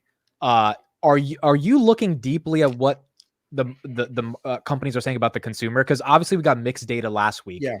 Do you think there's some self-fulfilling prophecy stuff that could happen, that if a big company like Shopify comes out and says, hey, people just aren't buying online, that is what really hurts the market? Okay, so first let me apologize yesterday, because I said something about LVMH, they're basically with aspirational customers, they're basically talking about poor Black people. Like it wasn't my intention to be offensive. I find a lot of these companies to be very predatory in that they typically go after lower income people, because they're like, oh, you know what, if you want to feel a certain way, you buy our products that are overpriced. And one of the things is like they target African Americans, probably one of the hardest categories of people. They target them the most, right? So I didn't necessarily. I want to walk it back and say, look, if people want to have this perception of feeling like, you know, there's something bigger, they will typically go and buy Louis and everything else. So Louis right now said, you know, in their thing, aspirational clients. I still stand by what I said. I think that companies like Louis Vuitton and all these luxury goods people, they target people because they're like, oh, these people are easy targets for us to basically not have them think about long-term planning and long-term future and all this other stuff. And that doesn't mean there's just black people. I mean, there's tons of Asians. There's Dude, tons the amount of Indian Asians people. in New York City that are wearing these Louis Vuitton, dude. Dude, Supreme. I stayed at a hotel that when I came to New York, all these people were lined up, you know, to buy Supreme. And I'm like, what the hell is this? You know, I've never in my life felt like I need a designer brand. I don't know what it is about me, but I've never had that temptation. But other people are different. They really care about wearing a Gucci handbag or whatever, you know? Yeah, it's the dumbest thing when I see that. Like, it's just you're buying. It's like a T-shirt. They're two T-shirts. One just has like a name brand on it. Another one has a regular like no name brand on it. This one is $5,000. The other one is that because people want to feel like, oh, I'm somebody. But the thing is, like, bro, real rich people, they don't wear crazy, gaudy designer stuff. They just kind of like, they want to be low key. You know. So what does that mean in the context of the consumer? What's the argument you're making here? I think the consumer at the bottom end is weakening and the consumer at the top end is doing fine, right? So I think there's a huge spectrum of consumer. So you've got the consumer that basically is working the 9 to 5, you know, like on a weekly, working paycheck to paycheck. Their spending power mostly comes from the availability of credit, not necessarily based on the availability, like an increase in savings. So I think those people are doing really bad right now, and they're cutting back because they're like, look, I'm to the point where number one, credit is not necessarily as available to me anymore. You know, my job right now is not 100% guaranteed. I'm actually losing pricing power. I'm having to spend money in certain other areas of the spending spectrum on their side. So for them, I think right now you're seeing a little bit of weakening on the consumer side, but on the other side, which is like the wealthy people who own stocks, bonds, their own house, you know, they have a low interest mortgage on their properties, they own their own cars. So here's the question. Fine. Here's the bear case. What would happen for the people that own assets, like a lot of people in the chat that are doing well? What would happen? What would need to happen for them to like feel the pain, which would obviously really cause some stress in the markets? Well, that's a. Do you think anything could happen in the next 6 months that could actually? No, of course. One of the things, if your asset prices go down, if the price of your house goes down significantly, let's say there's a crash like 2008, you know, you go from feeling like, oh my God, I own $1 million house to my house is only worth 500,000. You're going to cut back on some spending, right? If your stock portfolio drops 50%, you may not get that additional Starbucks. You may say, you know what, maybe I'll just stick to making coffee at home, right? Like, look, just think of it. You were up a crap ton on Robinhood, right? Yeah. Now you're still up, but you're not up as much. It's not now, up a crap ton. Yeah. So now that scarcity mindset is probably going to set in a little bit. So you're like, you know what? Maybe instead of getting some coffee at before I go to the gym or something these nice, stupid protein shakes instead. You see what I mean? You see? Now he's like, oh, let me go to Costco and buy these protein shakes on wholesale. So, well, it doesn't taste like caramel latte. It has this stupid artificial caffeine. He's trying to make you believe like he's doing this out of health reasons. That's why he's like cutting back and going to the gym more. He's probably like, bro, I'm too poor to fucking like buy the coffees, and you know. So now you're like, oh, I got to rely on my looks again. That's why you're going to the gym. No, that's true though, dude. Like I was suggesting last night, don't look at your portfolio, go to the gym, get your health right. Like at the end of the day, you know, bro, if you're wealthy, you don't give a shit what you look like. All right. You walk around, I'm fat as shit, but I'm wealthy. You know, when you start becoming poor, you got to be like, wait a second, I got to rely on my looks, man. I better hit the gym. That's exactly why. No, it's right. All right. So overall, you're bullish. You think this is a correction. You think it's a buy the dip, even if right now you don't have to get super balls to the wall on buying, but you do think we will get through this over the next couple months. Yeah. Pace yourself, man. Like opportunities like this will come. You just pace yourself into it. The biggest thing is just be careful. There might be other shoes that drop because of this. So you don't want to be like, you know what, today's the absolute dip. That's it. There's no more dips. This is the absolute bottom. It's very hard to call a bottom because you never know how one market impacts another market, and then that impacts another one, and then the consumer, and then you don't know how the Fed comes out and how they react to shit. This is like 2008. So you kind of have to wait until a period of just kind of normality and stabilization happens. And yeah, you'll miss a little bit of the bottom, but you also won't be caught with a falling knife either. So right now, I'd say I'm going to be buying a few things here and there, but nothing like major. If anything, I want to be liquid like right now, so that this way, if something major does happen, I'll be able to kind of add to some of my more like higher conviction plays. And the thing is, look out 2-3 years in advance. Don't look at like the market like, oh, what is this company going to do in the next 2 months if the economy slows down? No, think of it as, oh, you know what? 3 years from now, is this industry going to be around? And if you can't justify if that business is going to be around in 3 years, then don't buy it, So. All right. Chris's Twitter in the chat. Make sure to check him out. Thank you for joining us, Kris, and giving us your perspective. It's working. Your face is shrinking a little. That means that the gym is working a little, bro. Dude, you're not as. I'm gonna go to the gym after the stream, dude. I'm not gonna look at the portfolio. I'm just gonna go sweat it all out. I know my portfolio's down, so I'm gonna hit the treadmill right now because I gotta start relying on my looks again, bro. I can't go to my wife. Hey, look, we're rich, baby. Dude, it was so funny. Literally 2 weeks ago, Kris calls me and he's like, dude, I'm thinking of this condo. I was like, Kris, you're not gonna buy a condo. He's like, I'm looking at this condo here in Atlanta, and I'm like, oh boy, dude. But like, it's not just you. I was looking at properties as well because I was thinking a year from now, well, I should have this much. All of us, I'm assuming in the chat, were thinking what we would do with these gains, and I think the market's testing us now to see if you could see the gradual progression in the stock market based on my Reddit. I'm not my Reddit, my Redfin like history on savings. Like houses that I like. So like when I'm doing extremely well, I'm like, yeah, man, $1 million house, whatever. I could do that. I could float that. And like my wife yesterday, she showed me a house that was like 750. I was like, are you sure we want to buy that big of a house? Whereas like 3 weeks ago, I was like, baby, $1 million, we got this. We good. So it's just that's how things happen sometimes, man. So it's gonna be a tough couple weeks, but June is saying Kris is gonna take a side job as Chippendale. Hey, if they're looking for a short, fat, pudgy Indian dude with a lot of body hair, bro, I'm right there. I'll sign up right now. But if that's not what you're looking for, which I don't think anyone is looking for except for my wife, yeah. Schwab is still down for some people, dude. That is what a day for Schwab. I've heard no complaints about Robinhood being down. So look, I think Schwab, y'all owe Schwab a lot of money. Okay, who's y'all? Because all these investors, whoever has Schwab, you guys should thank the Lord that you have Schwab, because Schwab is preventing you from fucking up right now. No, but some people want to buy. Some people want to get the dip. That's the problem. Some people. You never know. That's the point. You never know if that's the absolute dip, right? True. That's true. So the Schwab is probably protecting you, because the worst thing you could do is make irrational moves when the market is moving in such a big gyration up or down. Yeah. You could be buying a falling knife, or you could be they could be saving you from some major losses. So we'll see what happens.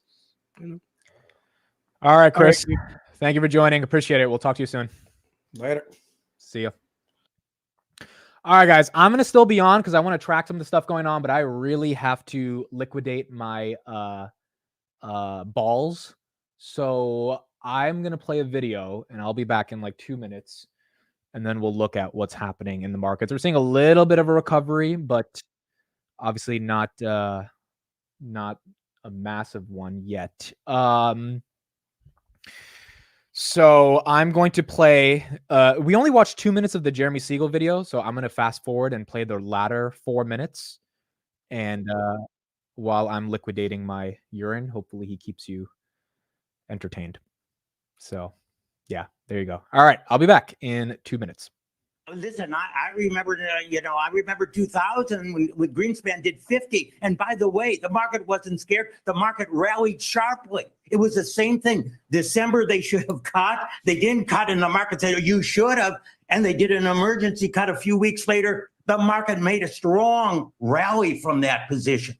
Listen, Joe, don't think that the Fed knows something like, well, we're afraid the Fed knows something. Since when has the Fed known anything about the economy? We don't need to worry about anyone thinking that the Fed. No, not at all. I mean, look what happened 3 years ago. No, I mean, the market knows so much better than the Fed. So, I mean, they've got to respond. Listen, their own stated normal Fed funds rate when we hit targets is 2.8. They're basically at the target. And there's a lag in monetary policy. So Jeremy, let's say they do that. Taylor rule. Take a look at any of the rules right now. They're all 150 basis points lower. Let's say that Jay Powell came out and before September, an emergency meeting comes out and he lowers the rate. Does the market rip or does the market say, oh my goodness, it's worse than we even thought? It rips. It welcomes it. Absolutely. Because it's so far behind the curve right now. The Fed is up in the But that's why I'm saying maybe it doesn't rip. Maybe people say, oh goodness. No, if they're willing to make an emergency cut today, boy, there's got to be something around the corner. It's not going to happen today necessarily. Not today. I'm saying in the next couple weeks. I mean, it could happen, and I think it should. I think they should say, listen, we're taking a look at. So I just realized balls are different from bladder. I was reading the comments while I was peeing because you guys know I take my phone with me everywhere I go. And I realized, oh yeah, that's not the right wording for it, but I meant to say I was peeing. I didn't, but anyway, let's finish this. Listen, you take a look at the data, it is not at all comforting.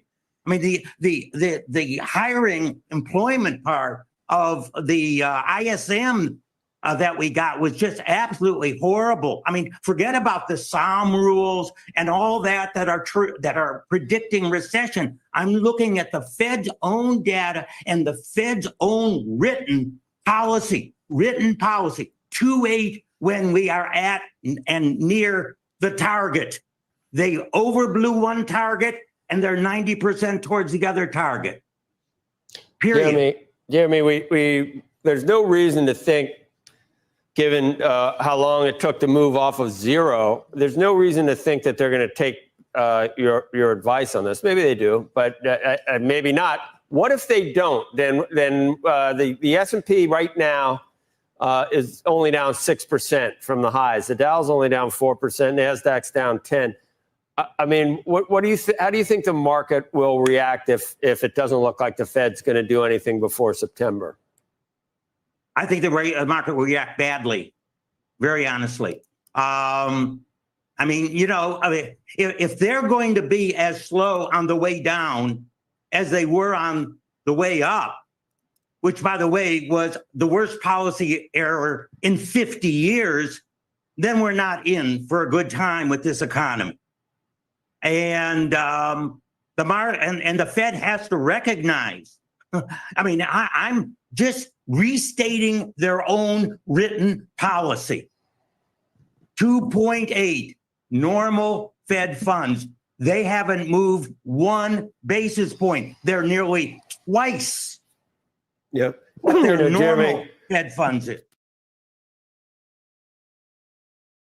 Okay, so that's the professor. Hopefully he was entertaining while the balls were being liquidated. Dude, that line has to be the best line of the bear market of 2024. That has to be the best line. We need to frame that line and post it and put it on my wall or something in the background, dude. That line, come on, bro. That was one of the best lines ever. I think that was one of the best lines in the history of the market open. Anyway, Palantir 2311, Nvidia 99.58, Bitcoin back up to 54,000, Robinhood at 15.59. So I just got a notification from Robinhood. I put in an order to buy some more calls. I'm a degen. Don't follow me. The order was executed and I got more calls. At this point, I'm averaging down on the position that I have and I'm still up. So I said, fuck it. Let's just at this point, it got to $14, put in the order and let it go through. So that is, if anyone wants to know if I bought anything today, I bought more calls on Robinhood on the position I already have. And I average down even lower on that. I'm not buying Palantir right now because I want to see earnings. I just don't think it makes sense to buy this Palantir dip if you already have a lot of Palantir, given we have earnings, right? And earnings can go one way or the other. And so we'll see. Now, I didn't buy a ton of Robinhood. It was like 10 or 15 calls, so it wasn't a lot of it, but we'll see. I mean, look, if the market collapses, Robinhood has a lot more room to collapse. It's just at this point, the prices got stupid to the point where like it made sense to average down. So let's see. Maybe we have more pain. Maybe Robinhood goes to 12 or 11. Again, I think I understand this company better than most companies in the market, which is why I feel comfortable buying the dip on this. I don't see it being worth anywhere near these prices or anywhere near the 13s where it was at for a brief second in the pre-markets. So that's what I bought. That's what I bought. President Biden's senior economic advisor, Gene Sperling, is leaving the White House today. Interesting. Strike price and date. So I have a big position. I wouldn't recommend the strike price. It's a little bit riskier for people, but I have $22, $25 spreads. So buy the 22, sell the 25 on top of each other. That creates a spread of $3. It's trading right now for 45-ish cents. I was buying it at this time 8 months ago. So it's basically at where I was buying literally almost a year ago, February, right? So about 6-7 months ago. So at this point, it's stupid. At this point, the price is stupid to me. I'd rather average down than sell it and break even, or make a slight profit. I'd rather just get more at this point. If the market's going to give me a chance to get even more, then I'll do that. And the strike is January 2025. If I was buying Robinhood calls right now, I would look at the $15, $20 spread for January 2026. I think Robinhood's probably $20 by 2026. Give yourself a lot more time. I have those as well. I have a bunch of those contracts. Those are still up 108% right now that I'm looking at. So I have two positions, 2025, 2026. 2025 is basically break even, slightly positive. 2026 is up 100% because I got those when there was $8. I don't think we're going back to $8, but if we do, I'll buy it again if we get back that low. So if I was buying a Robinhood call, it would be for 2026, not 2025, just because you want to give yourself some time. But I think if this is a little bit of a flash crash and we have a bit of a recovery, then we should see some more momentum. What did you guys buy? Did you guys buy anything? Did you guys buy anything? I have a January $80 Reddit call that I bought at the peak of the market, still worth a fair amount, but I haven't decided if my thesis has changed. Are you watching Reddit earnings tomorrow? So Reddit's going to be interesting. I think Reddit's going to do well for you, not because of the macro, but because the company is going to be profitable, I believe, tomorrow. I think they're going to report their first quarter of GAAP profitability. So yeah, I'm very bullish on Reddit. I don't have Reddit. I think the valuation is dumb.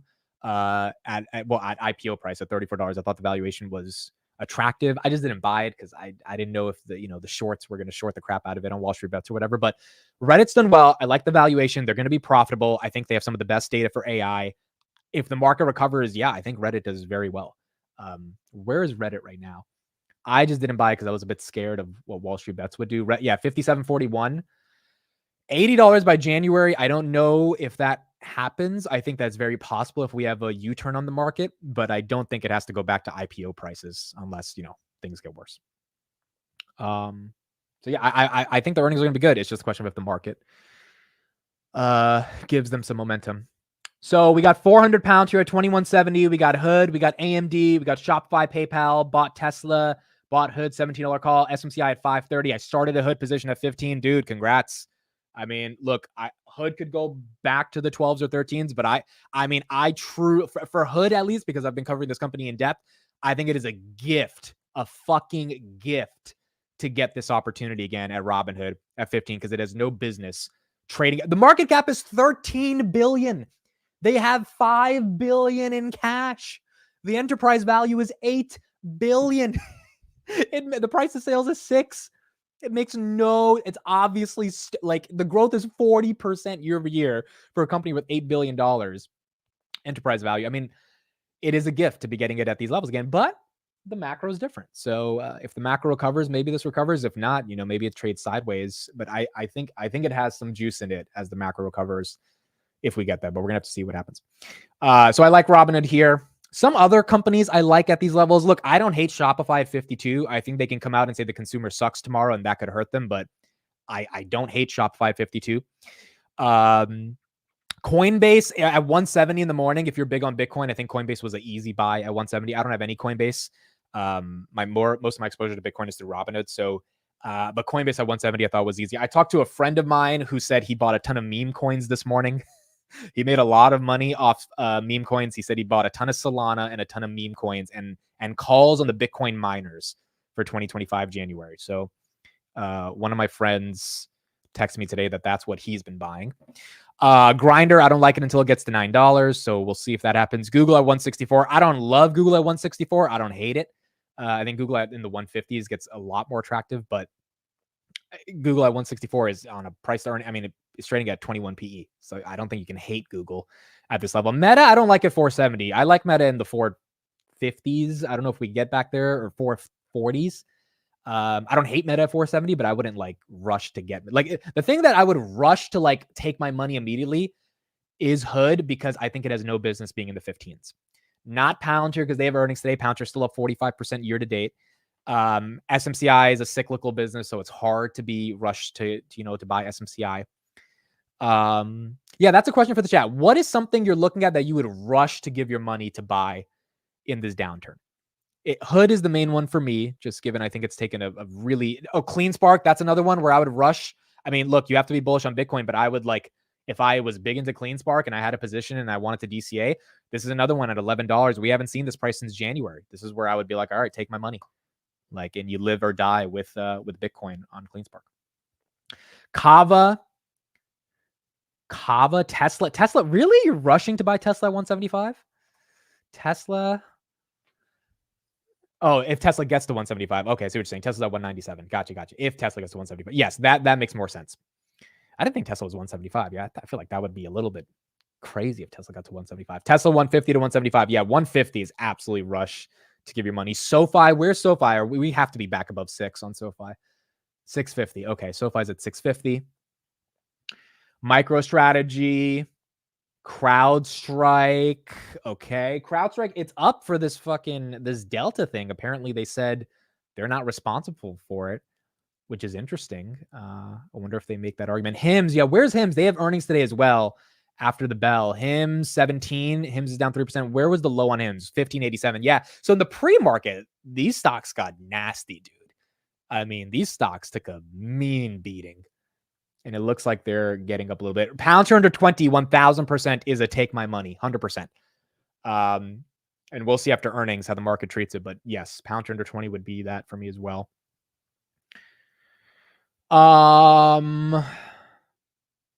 Amazon.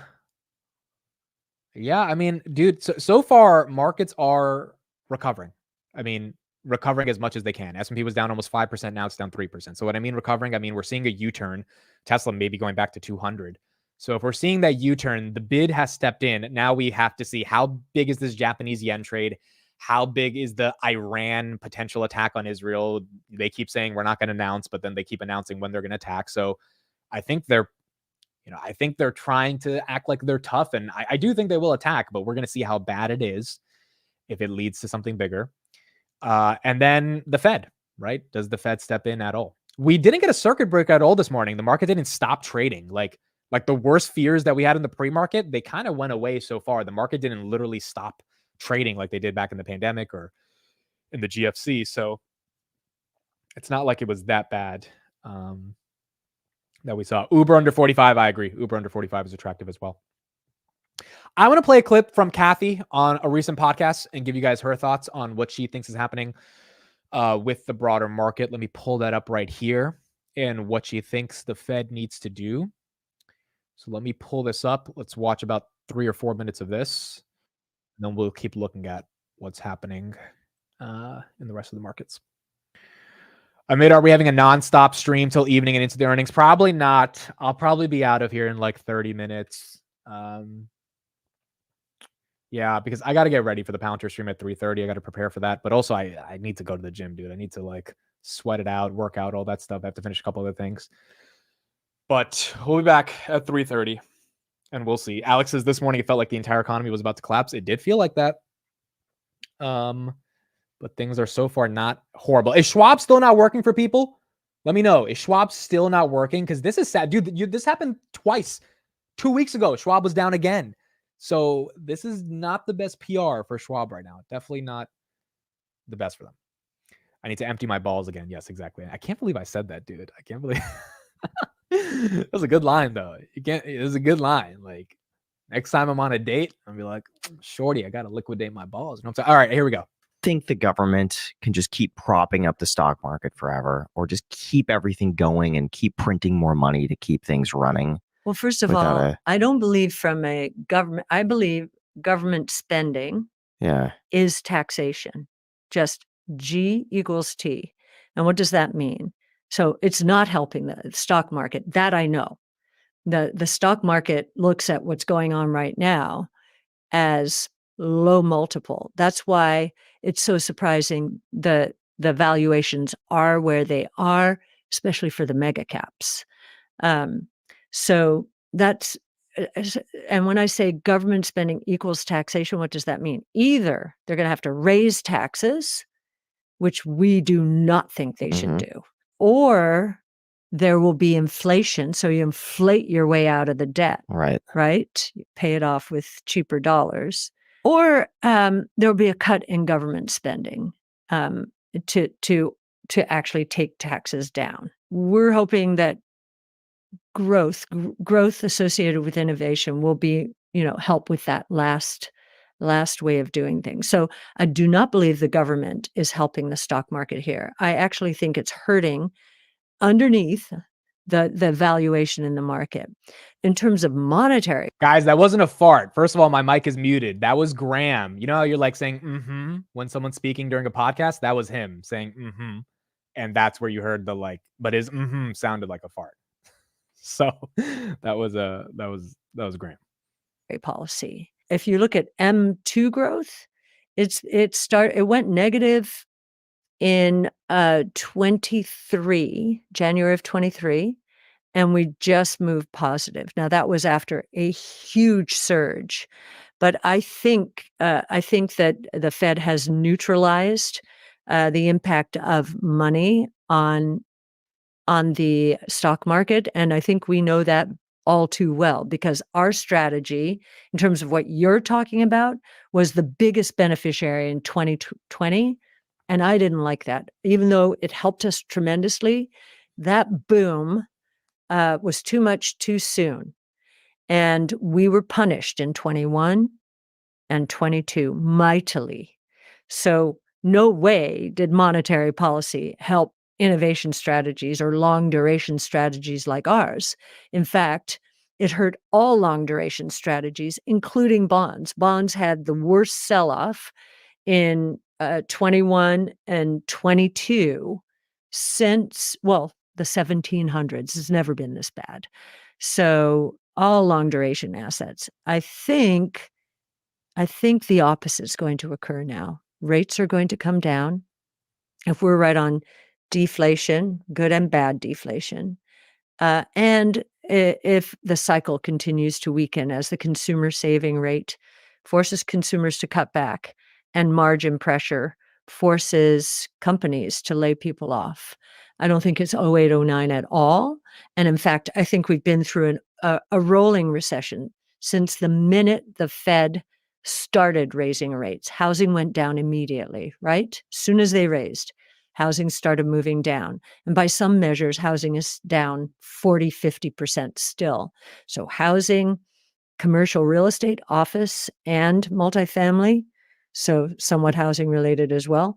Autos are punk. Capital spending is falling, even with the so-called Inflation Reduction Act, even with all of that being thrown at it. Capital spending is falling. And now, So her broader argument is that the economy is weakening enough for the Fed to cut rates and be able to help. I'll send the video in the chat. You guys can run it back if you want. I'm not going to replay it, but 126 is when I started it. I promise you guys that was not me. My mic was muted the whole time. So 126 for the weirdos who want to watch this back. Problem is now everyone's running with that joke. So now it's like, oh, whoever heard it, whoever what is it? Dealt it, heard it, dealt it, whatever the saying is. So now I'm a victim, but yeah, you can watch that at 126. Ultimately, the point Cathie's making is she doesn't think it's 2008, 2009. She believes that given the weakness in the labor market and the exacerbation of the rates being raised, right? The exacerbated rates from 2020, which helped ARK all the way up to 2022. That is what caused the decline. So she's actually acknowledging there for the first time that it wasn't good for Roku to be at $300. The problem is she bought Roku at $300, right? So like that's kind of the issue here. But at its core, her argument is that now it's time for the Fed to cut rates, and that's hopefully going to help ARK as well. And that helps them at the end of the day. Amit, what is a price? What strike price is attractive for the 2026 calls? I think Hood $20 is pretty attractive for those calls in 2026.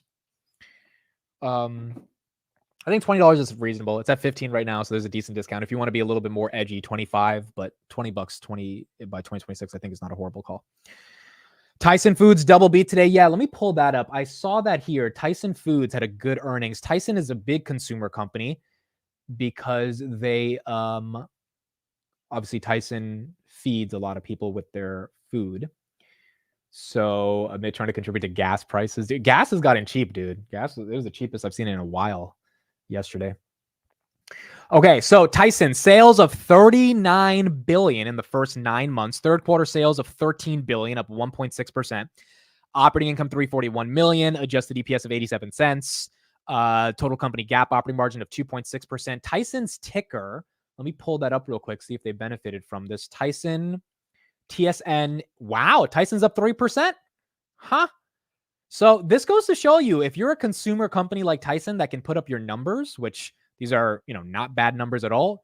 CEO says our disciplined actions and focus on the fundamentals have resulted in positive turnaround for the business. In Q3, we delivered the highest adjusted operating income in the last 7 quarters while also generating strong free cash flow. Looking ahead, we continue to strive to be the best-in-class operators, drive efficiencies, value up our portfolio, win with customers and consumers, and be disciplined in our capital deployment. I want to go through their earnings and see what they say about the consumer. But if you're a company like Tyson that can show the consumer strong and healthy and continue to hit your numbers, then you're going to get rewarded even on a red day like today. So that's what we got for Tyson. I'm on Tyson's transcript right now. Let's do a Command F for consumer and see if we find anything. Where's the? Oh, they don't have the actual Never mind. They don't have the actual transcript yet. They only have the earnings presentation. Okay, I'm going to try to find the actual transcript by tomorrow and see what they say about the consumer. That's not up yet. Okay. Markets. Tyson's up. CrowdStrike somehow is green. SoFi is green. Robinhood 1583. Tesla 199. Palantir 2345. Palantir goes back to 24. That would be basically where it was at on Friday. That would not be a bad reversal. NVIDIA 100. GameStop 19. S&P, wow, 519. S&P trying to go back to 520. S&P trying to go back to 520. I forgot to mention, Tyson's using Palantir. Tyson, that's probably one of the big reasons. Tyson signed a very big deal with Palantir. I mean, that was one of Palantir's big clients. And they, publicly came out on AIPCon. They said how much they had in savings. And I think in October 2022, they were saving like $200 million. I think that's what the CEO said on his FoundryCon at the time presentation. So obviously Palantir has been a big support system for them and it's helped them totally digitally transform their business. And that's probably one of the reasons that they're putting up real results, which goes to show you the bull case for Palantir in a recession, which 2022 was that rolling recession. Tyson went to Palantir. And because they went to Palantir, that's probably why they're benefiting. Let's go to CNBC. Let's see what CNBC is saying. Of this sell-off, our next guest saying the NASDAQ 100 already hit his downside target zone, but shows no signs of a tactical bottom yet. Joining us now, JP Morgan's head of technical strategy, Jason Hunter. What does that mean, Jason? No signs of a tactical bottom. Well, I guess there's a short term and then there's the bigger picture that we'll have to discuss after because that's important. On a near-term basis, when you see these type of washout events, the VIX north of 35, you normally look for a handful of things to identify that tactical bottom, one of which is trend deceleration on the high-frequency charts, where moves very rarely end with peak momentum. You'll get an element of deceleration, base building, and within that, you see a bit of leadership rotation. Normally, small caps will start outperforming large caps in that environment. And again, I mean, look, it's only been 2 days of really aggressive downside movement here. It's going to take a little bit for that to set up, but that's what we'd be looking for right now to identify a tactical low. And longer term, since you mentioned it, Yeah, so the longer term is this the beginning of something bigger? And we think there's enough evidence in the lower frequency, bigger picture charts and cross market setup that suggests, yes, this could be it. You know, number one, 3-month, 5-year curve has been inverted for 20 months plus now. That's well within the window of time between curve inversion and equity market peak and cycles going back to the 1960s. Additionally, we've seen the risk off elsewhere. Dollar yen was already mentioned. Curve bull steepening and breaking out in many cases of multi-year base patterns. And most importantly, what's been missing up until this point, a number of those things could have been said, you know, certainly from summer of last year through now, but now the bond equity correlation has flipped. Where bad news is bad news in a sense. The idea that the Fed may be easing sooner than the market had anticipated, the equity market isn't taking that as welcome news and staying under pressure. So, you know, in a sense that we could see a tactical low here until proven otherwise, I'm operating under the assumption that that will be a bounce within a broader bear trend, and I'd look for it to fall, you know, even shy of the gap we had from payrolls just on Friday. You know, for a lot of people, Jason, a lot of people are trying to figure out whether or not the whole trade has been deleveraged in terms of short yen along risk assets like the Mag 7, for instance. And so when looking at the NASDAQ 100 or even maybe more specifically the Mag 7, how good of an inverse correlation is yen versus this group of stocks? Well, it's been tight, and the Nikkei's been there as well, and the Nikkei's already been hit down well more than 20% here. And again, I think the important thing is, like, if that unwind is going to continue, the idea that watch the nature of the bounces. If they're corrective, do they fail at things like the payrolls gap that we had on Friday? That's what we'll be watching next after we try and navigate a tactical bounce here. Are there certain levels on the S&P 500 that you're watching where you say, you know what, if it breaches here, we're destined for lower?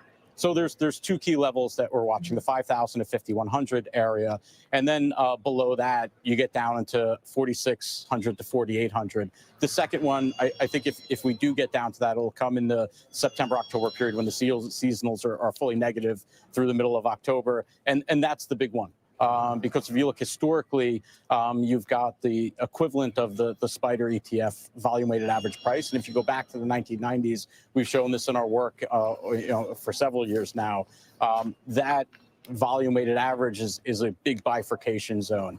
That if that breaches to the downside, one, you normally see implied and realized volatility move up and stay high for a period of time. And more often than not, it's also associated with damage in the data that isn't quite there yet. But that's the big level on the longer term trend. Certainly wouldn't wait for it to get to that before I change my mind that this is a bear market. But if that does breach, that suggests that the longer term tide definitely has changed. So I think that TA is kind of fair. I think those points that he's talking about in terms of the S&P are what a lot of people are looking at. S&P right here at 519. We went from 510 to 519. So there's the V shape, as you can see right here, 507 actually. So 507 was legit more than 10%. It was like 10.3%. That was pre-markets. At 840, we hit that. Now we're at 519. I don't know, dude. I don't want to believe we're out of the blue at all. Robinhood might go back to 16 right here, right there, 1398.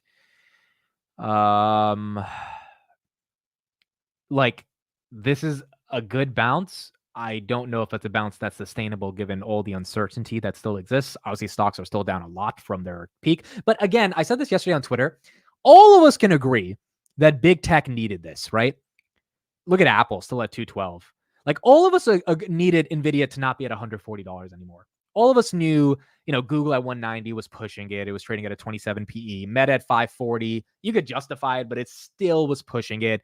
Microsoft, I always felt, has been a little bit overvalued, but Microsoft at 465 was just stupid. Like, there was no point of it being there. Tesla at 270, although Tesla had a great run. I mean, Tesla went from 130 to 270, like, made generational wealth for some people buying calls during that time, but the delaying of the Robotaxi event definitely didn't help. Like, we needed a correction in all of these. All of these are down 15% from the highs, if not 20% or 25% for some of these names. So it's not like we didn't have a lot of pain in these names. It's just a question of, do these names catch a bid? And if they catch a bid, do they need to go back to their all-time highs? Probably not. But they definitely don't need to, I think, go down another 15%. They've already been hit enough, in my opinion, because of the earnings. And so as a result of that, I think big tech got the correction that affected the rest of the market. but I don't know if it needs to necessarily have an even worse correction from what we've seen. Palantir, wow, 23.75. Look at the V shape on Palantir. Look at that. Look at that. We got earnings today. Let's see. If earnings are strong, maybe we keep these levels, if not expand. If earnings suck, I think we head back into the 20s. But if earnings don't suck, which I don't think earnings are going to suck. I don't think they might not beat as much as analysts want them to beat, but I don't think they're going to suck. Maybe we get to keep, Palantir at these levels. If not, get back into the 24, 25. I don't think we see 27, 28 until the broader market picks up again. Like structurally, it's kind of hard for Palantir to get back there. NASDAQ right here at 438. NASDAQ was at 420, dude, in the morning. At 8:35, NASDAQ was at 420. Now it's at 438. So people have stepped in to buy. Probably, I would imagine some institutions are like, this is stupid. They're coming in. But it's going to be a question now to see what they report on earnings. CrowdStrike is up as well. Yeah, let's get some coverage on that. Why CrowdStrike thinks they're not responsible for this Delta thing. So let me get that up. VIX, by the way, right now, VIX is at 41. So it's up a little bit from 905, but it is down dramatically from the 65 level it was at during the pre-markets. Okay, here's some CrowdStrike coverage. Welcome back to Squawk Box. CrowdStrike says it is not to blame for flight cancellations at Delta Airlines after July's tech outage. Delta's Ed Bastian told us last week right here on the broadcast when we were in Paris that those mass cancellations cost the company about $500 million and that the airline has no choice but to seek damages. Everyone talks about making sure big tech is responsible. Well, guys, this cost us $500 million. We have no choice. Yeah. Over a period of 5 days, between not just the lost revenue, but the tens of millions of dollars per day in compensation and hotels, and we did everything we could to take care of our customers over that time frame. We have no. So, if you're going to be having priority access to the Delta ecosystem in terms of technology, you've got to test this stuff. You can't come into a mission critical 24/7 operation and tell us we have a bug. It doesn't work. In a letter responding to the airline's recent public comments, CrowdStrike now saying that Delta's threat of a lawsuit have contributed to, quote, a misleading narrative, they're calling it, that the cybersecurity company was responsible for the airline's tech decisions and response to the outage. Now, CrowdStrike's attorney also saying Delta turned down on-site assistance in the wake of the outage. Delta has not commented. Ooh, that's interesting. If Delta turned down assistance, maybe it's because Delta knew that they need shit to get really bad for them to get a juicy lawsuit. That's interesting. Yet on the CrowdStrike letter, I don't know. What do you think of this? I mean, at some level, CrowdStrike has to take some responsibility. Now, you could argue that maybe Delta could have done other things differently, but still, I would imagine, they're seeking, this cost them $500 million. By the way, multiply that by the other airlines, by other companies that had all sorts of problems. If CrowdStrike was responsible for the collective liability that this cost all of its clients, that would be quite something. They're saying they have no liability effectively. Once again, both things can be true at the same time. I mean, Delta would not have had any trouble if it hadn't started with CrowdStrike. Now, once the trouble started, did they totally muck it up even further than everybody else? That's possible too. Well, it sounds like they relied more on software that was controlled effectively by CrowdStrike, including for personnel and where they were placed around the country, because part of it wasn't just where the planes were, it was also where the people were and trying to get them all to the same place at the same time. Where is the cloud? Is it up there? Is it? It's down there, and it's there, and it's there. Is it on everywhere? It's on servers somewhere. It's everywhere. Actually, you know what it is? Yeah. It's in a This is interesting. This is really interesting. server farm somewhere in the Midwest. That's what I mean. I mean, this is really a question of what the lawyers are going to be able to inch out. This reminds me of when it was snowing my senior year. You guys are calling them boomers. That's such a boomer conversation about the cloud. This reminds me of my senior year. I had to take a test in my business ethics class.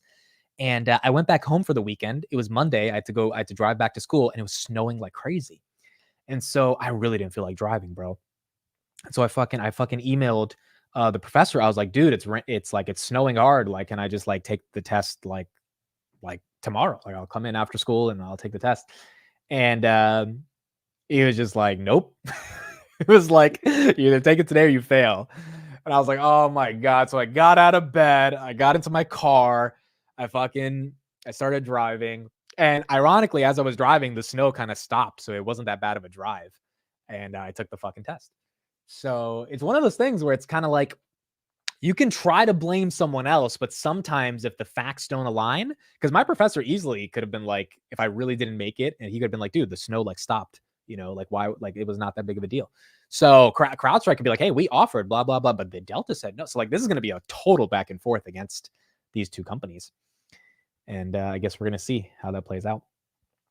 QQQ 439, Palantir 2376, Robinhood 1603. Back on Robinhood. So seeing some momentum there. Shopify 52, Verizon 39.94, Carnival Cruise 14.38, Bitcoin 54.3. I asked people on Twitter, how bad is Schwab? Apparently it's bad, dude. I don't know if you guys in the chat are still experiencing it, but it's not good. I mean, it's bad, dude. Look at this. Login unavailable. They're not letting you log in to Thinkorswim or Schwab. This login unavailable thing. Like, what? Talk about a day to get rid of the service, dude. Like, how are you not able to log in on a day like that? Like, you can't blame CrowdStrike today. Can't log in. I'm not saying Robinhood is perfect. I'm not saying Fidelity is perfect, but like Schwab is just being horrendous today. It's just being bad, dude. And this happened multiple times. So like at some point, I think people are going to get upset about this and really start to consider if they want to stay there. Amid the 10-year yield just recovered. What's the 10-year right now? Oh, wow. 10-year went green, folks. 10-year went green. People are selling treasuries and buying equities. Yeah. Wow. Look at that. Look at that V on the 10-year, bro. Look at that V on the 10-year. Wow. Went to 3.67. Now it's up to 3.8. Is that a V on the 10-year for Virgin? Because maybe we're not getting fucked from the market right now. Look at that. 3.797 up to 3.8. That was good. Don't lie. That was good. That was a good one. That was a good one. That makes up for the liquidation of balls joke. That was a good one. I don't want to hear any complaints about that one. That one was peak creativity, human ingenuity. The V with the Virgin, connecting it, that was incredible. And I know I'm not supposed to say that's incredible. I'm supposed to be humble, but no, that one was good enough for even me to say that was good enough. You know what it is, guys? It's Premier Protein. Speaking of the sponsor of today's podcast, no, I'm just kidding. This thing tastes like trash, dude. This is not good, but it has enough of a coffee feeling for me to feel like it's a caramel latte. But it's not good, dude. It tastes like garbage. Like, it literally is not. It does not taste like a caramel latte, but it has hints of it, which gets me through it. Every day, 160 calories. This is my breakfast and my lunch. Drink it before I go work out. And we're done with the caramel lattes. But there we go. There goes the sponsorship. Dude, I don't think any brand could sponsor my stream, dude. If I like, who's sponsoring a guy that says I have to liquidate my balls?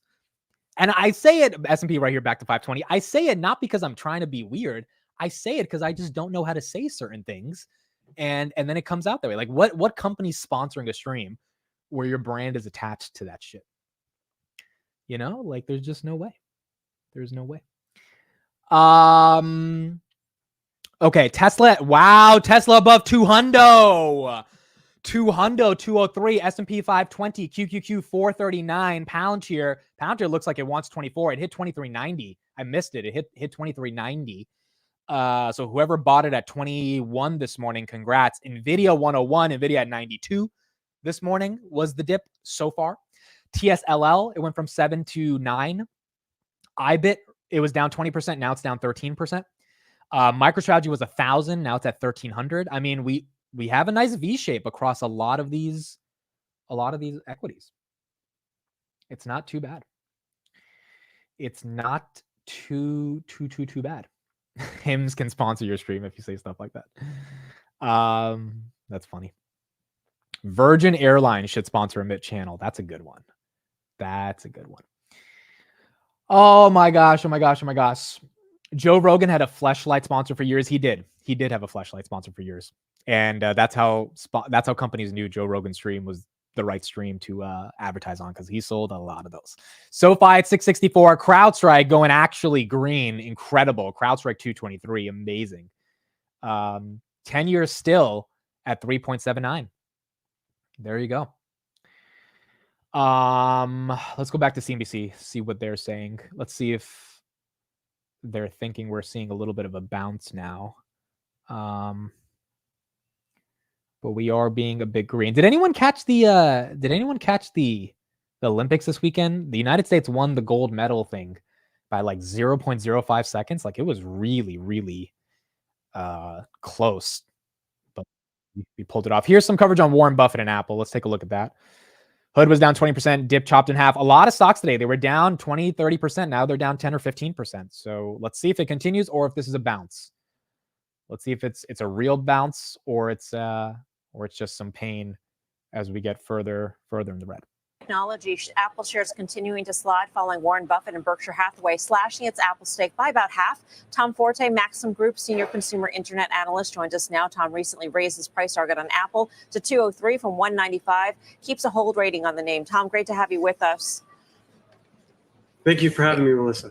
What do you make of? I mean, some people just say it's just risk management, and it may very well be. But Buffett really has sold well. I mean, he sold according to the filing during the big run up in Apple shares, and he also was selling Bank of America, which I know you don't cover, but altogether he's selling pretty well. So how do you take this sort of signal if it is? Yeah, so I do think it's a signal. So if you look at shares of Apple, they're trading at about a 30 times multiple on the out year from a PE standpoint. And what does success look like on an AI upgrade cycle? Success looks like mid-single digit to high single digit EPS growth. So you're looking at a PEG ratio of 3 to 6 times. So I think the stock's ahead of itself. There's a huge opportunity here for an upgrade cycle for AI. We think it'll be half as big as the 5G upgrade cycle.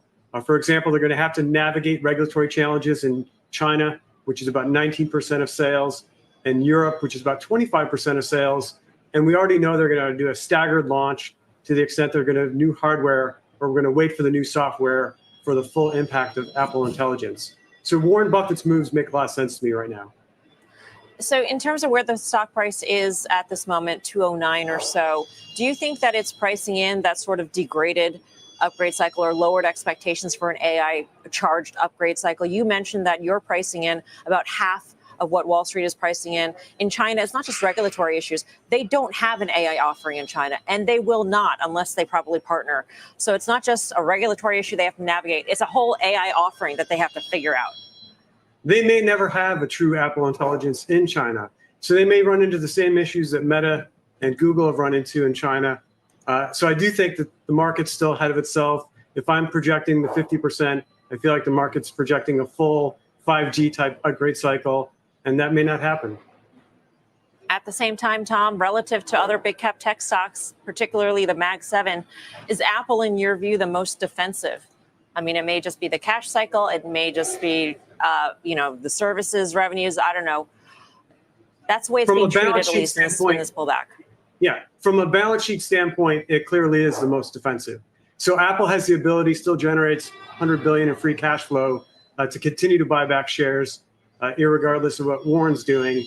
And yeah, they're easily the most defensive name in the Mag 7. What do you think? You think Buffett sold because he actually stopped believing in Apple, or you think he sold just because he was sitting on juicy profits? Palantir 2376, S&P 519.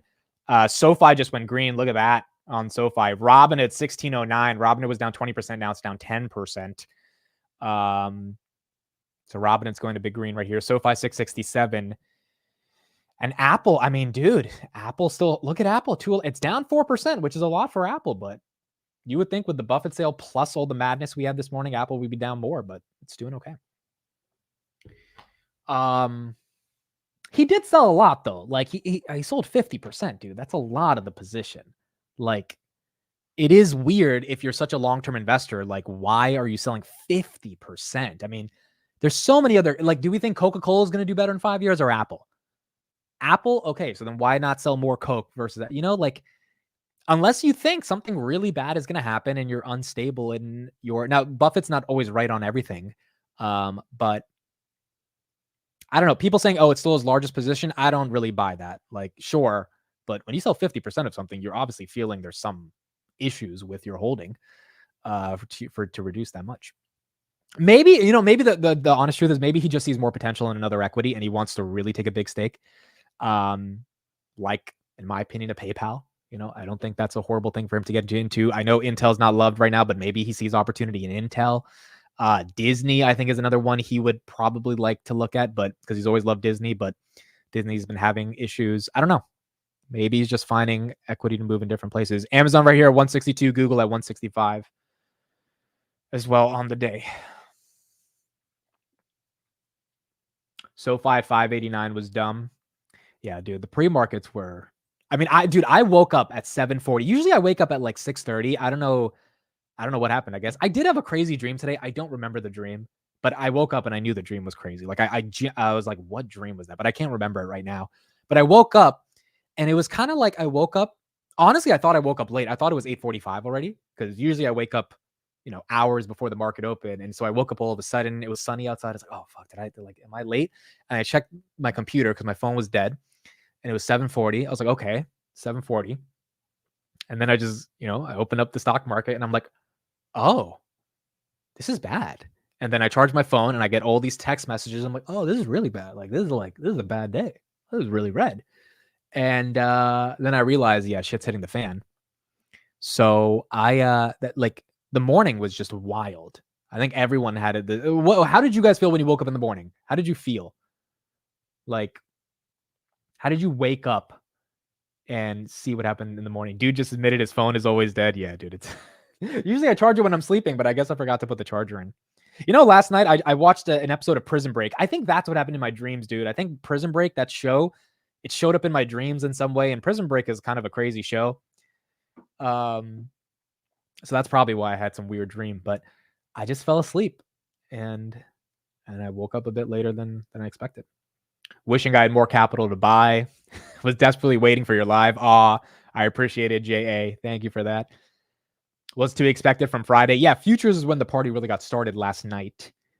Grateful to be alive, 100%. This is where we have to be very grateful for our health on a day like this. It's important to not go down a bad mental road on these days. You've all heard the stories of people, you know, jumping out windows and stuff like when they're trading on Wall Street and in Japan. That happened in 1987. Like you want to make sure life still matters regardless of the market. I heard Tom Lee's appearance on CNBC was canceled this morning because he shit right through his pants after seeing IWM in the pre-market. No, he showed up. He showed up and he talked. I was just like, wow, I didn't like things were bad, dude. When I saw the S&P at 509 in the morning, I was like, oh, it was bad. It was really bad. But then, you know, then I saw the VIX and then I was like, this feels like 2020. That was one of the first thoughts I had when I saw the VIX. Like when the VIX was up 200% in the morning, I was like, this is not sustainable. The VIX is not going to be up 700%. Like this is stupid. Like this, it really did feel like huge spike in volatility. This will come down and then hopefully equities will rebalance. So I didn't believe in the VIX. I was like, this is dumb. Like this makes no sense. But then looking at the raw equity prices, I was like, oh, this is bad. Palantir 23.85, 15 cents away from 24. Robin at 16.10. Him 17.33. S&P at 520. S&P at 520. Dude, I watched Prison Break 10 years ago. So it's been so long since I watched it. So I'm so excited that I get to watch it again. But the first like 2 seasons were good. The rest of it I think was like trash. But I'm enjoying watching it. Like I love getting into a show and having something to look forward to watch.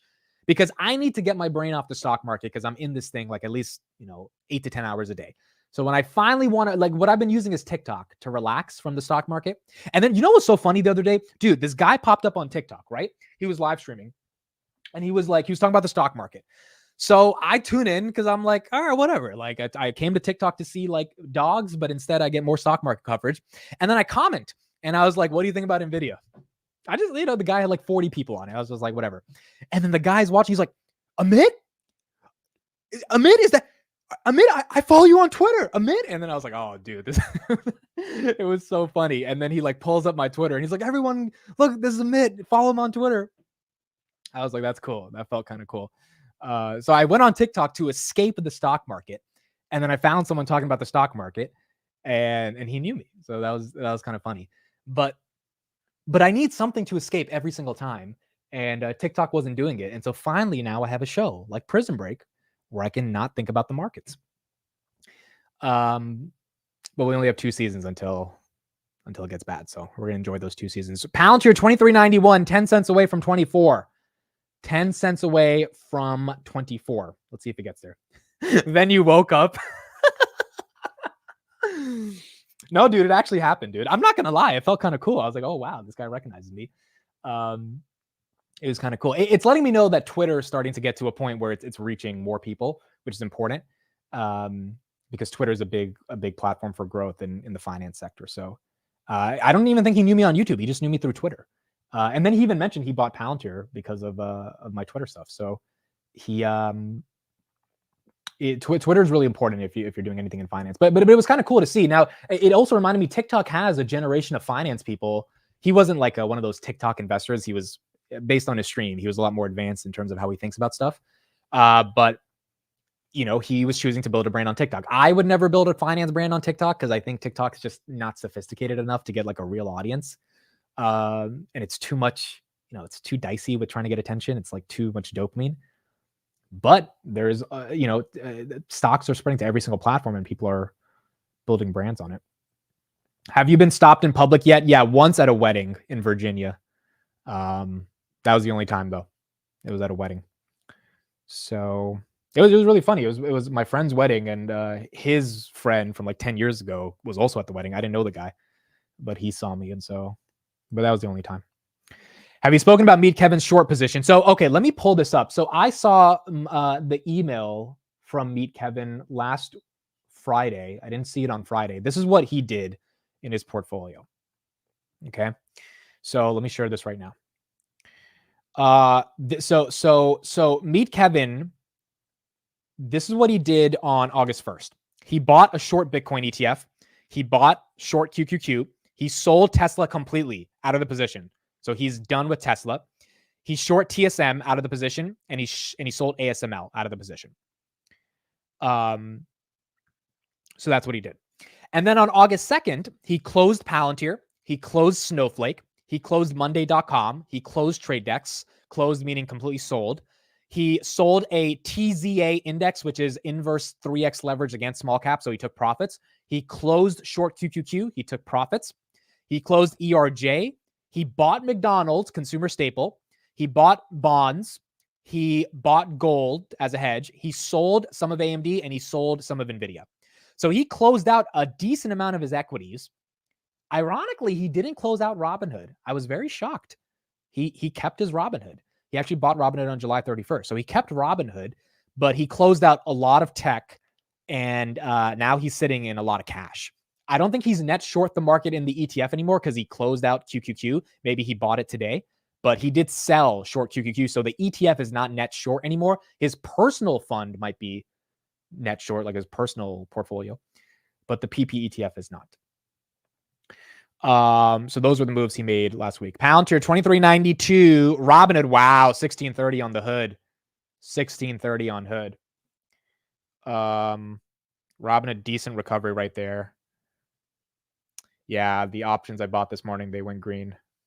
All right, so I will say it was a good buy this morning. I'm very hesitant to say it was the bottom because we don't know what's going to happen, but it seems like this morning, if you bought some equities, definitely if you bought Robinhood at that 14.98 range, that's when my options were executed.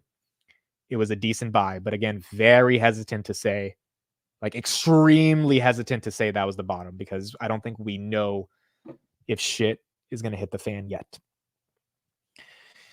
So I guess we'll see. And I see this is a day where, look, like I've been covering Robinhood for the past year. I feel like I understand it. So if I'm wrong, I'm wrong. But I bought the dip today because I'm like, I just don't think it deserves to be there.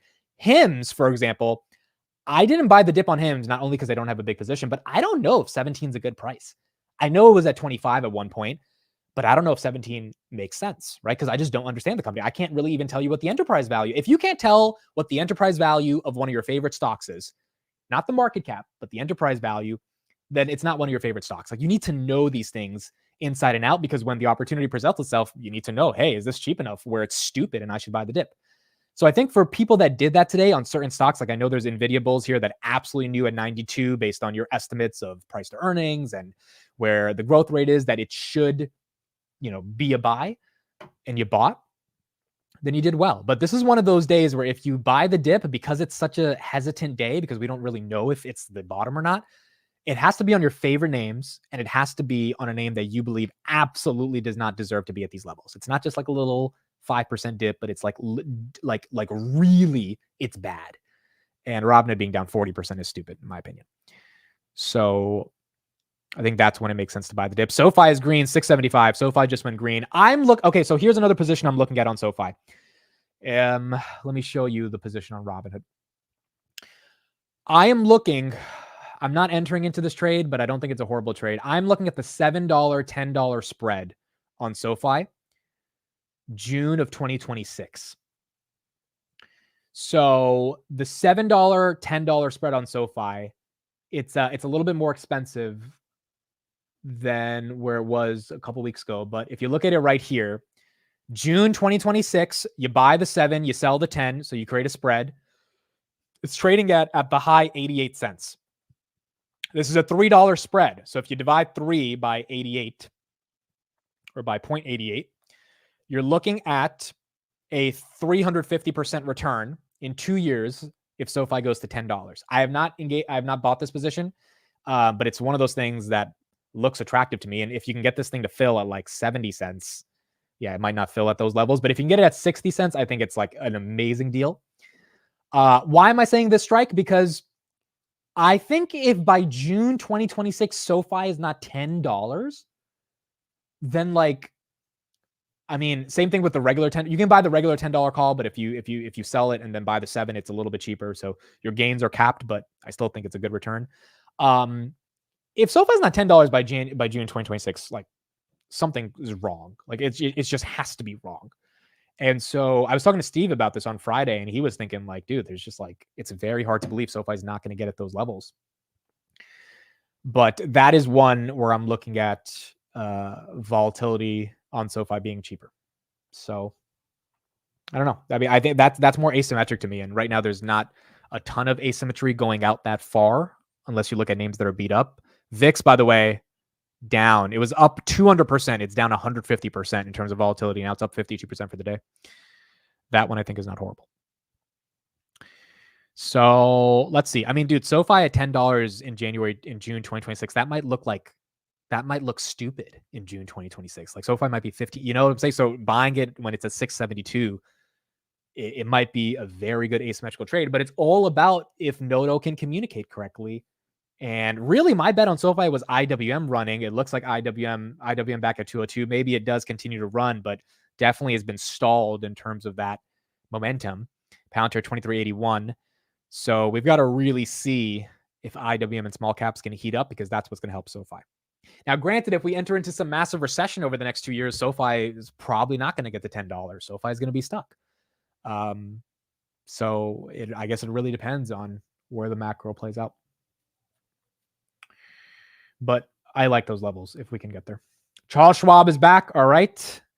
Back just in time for people to buy the elevated levels of the dip versus when the dip was really bad at 9:30.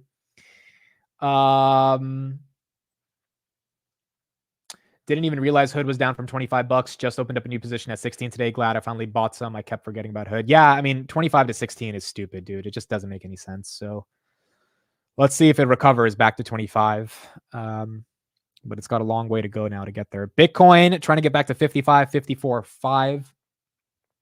All right, so let's ask this question. What is a stock and a strike price that you would buy leaps on all the way, let's call it December 2026? December 2026, what is a stock and a strike that maybe you have the position, maybe you don't, that you would get attracted for? Like Meta 500 strike, December 2026. I think that's attractive. I think in 3 years, Meta is justifiably higher than $500 if we don't have a crazy recession. SoFi, $10. I think it can get there. Nvidia, $150. I don't think it's crazy unless the growth estimates slow down. Also, that Blackwell report, apparently that's real. And that's another reason investors have, or some firms, let me pull up those reports. They've not downgraded Nvidia, but they did say that's going to create some turmoil for Nvidia over the next couple of months, given this delay. Tesla, yeah, I forgot about Tesla. Tesla 300, December 2026. I think that's very possible. I think that's very, very possible as long as we don't have a recession and FSD finally becomes real. Oh, by the way, Figure, they're releasing their robot on August 6th, tomorrow. So they're releasing a new design of their robot on August 6th. And we're going to see, the rumor is that they are way ahead of Optimus in the robotics industry. We'll see if Tesla counters them, but this is good. Maybe this pushes Tesla to show Optimus updates, which is important for Wall Street as well. So we'll see. Intel to 55 by December 2026. Interesting. Palantir to 40. I do think Palantir $40 December 2026 is very possible, especially as AIP monetization hits up. Palantir 24. Wow. Palantir 23.96. It hit 24.03. Look at that. What a reversal. What a freaking reversal for Palantir. See, this is going to make people get greedy, dude. This is going to make people be like, damn it, I missed Palantir again. And now they're going to start buying in at 24. Like, this is where greed starts to take in. Look at that, 24 on Palantir. Robin at 1636. Microsoft almost back at 400. Tesla at 201. NASDAQ at 438 on the day. Rocket Lab, yeah, I think Rocket Lab's fair. Where's Rocket Lab right now? Rocket Lab 468. Wow, Rocket Lab only down 2%. On the daily, where was Rocket Lab? Rocket Lab hit $4.20. $4.12 this morning. Okay. I don't want to say stocks are recovering, but stocks are recovering a bit. You know, they're still probably going to be red for the day, but we are seeing S&P has to be 521 right now. Yeah, look at that, S&P 520.4. We are seeing a bit of a recovery. Now we'll see if that lasts or if this is a dead cat bounce, but you got a V-shape, and that 10-year going down or going up is good because it lets us know that equities are being bought up. Someone says my strike price on S&P put option is 350. I don't believe in any of the gains over the past 2 years. Look, I don't know, dude. I obviously am bullish. I believe in a lot of these gains. I've explained my thesis on the market over the past year in depth. I don't see the S&P going to 350. I can understand if you think the Japanese yen trade unwinds to such a degree that shit hits the fan. But 350, we're at 520. So you're talking about a 20. No, you're talking about 30% drawdown, right? 520 times 0.3. Yeah, you're basically talking about a 32% drawdown on the S&P. I think to have that big of a drawdown, AI definitely can't be real. Right? AI has to totally be fake. By the way, I got to show you guys something about ChatGPT. This is what reminded me that AI is real over the weekend. I asked ChatGPT to show me a picture. I didn't know this thing can show pictures. It showed me a fucking picture, dude. I was like, what? I asked it to show me a picture of a girl and a guy under the rain who had feelings for each other, looking at each other. Look at this shit, dude. Here's an image of a man meeting a woman he used to talk to and have feelings for underneath the rain. The scene captures an emotional and nostalgic moment on a rainy city street. Look at this shit, bro. Look at this. I didn't know ChatGPT could do this. So, I mean, shit. Like, I thought it was only text. It was video. So that's why you've got that's why this is going well. This is not Dawson's Creek. Okay, so you guys want to know why I picked this? So in college, I had this poster. In my room. I gotta see if I can find this fucking poster. I gotta see if I can find a picture. But the poster was a guy and a girl kissing underneath the rain, and it was like a rainbow rain. It was like the most hipster poster ever.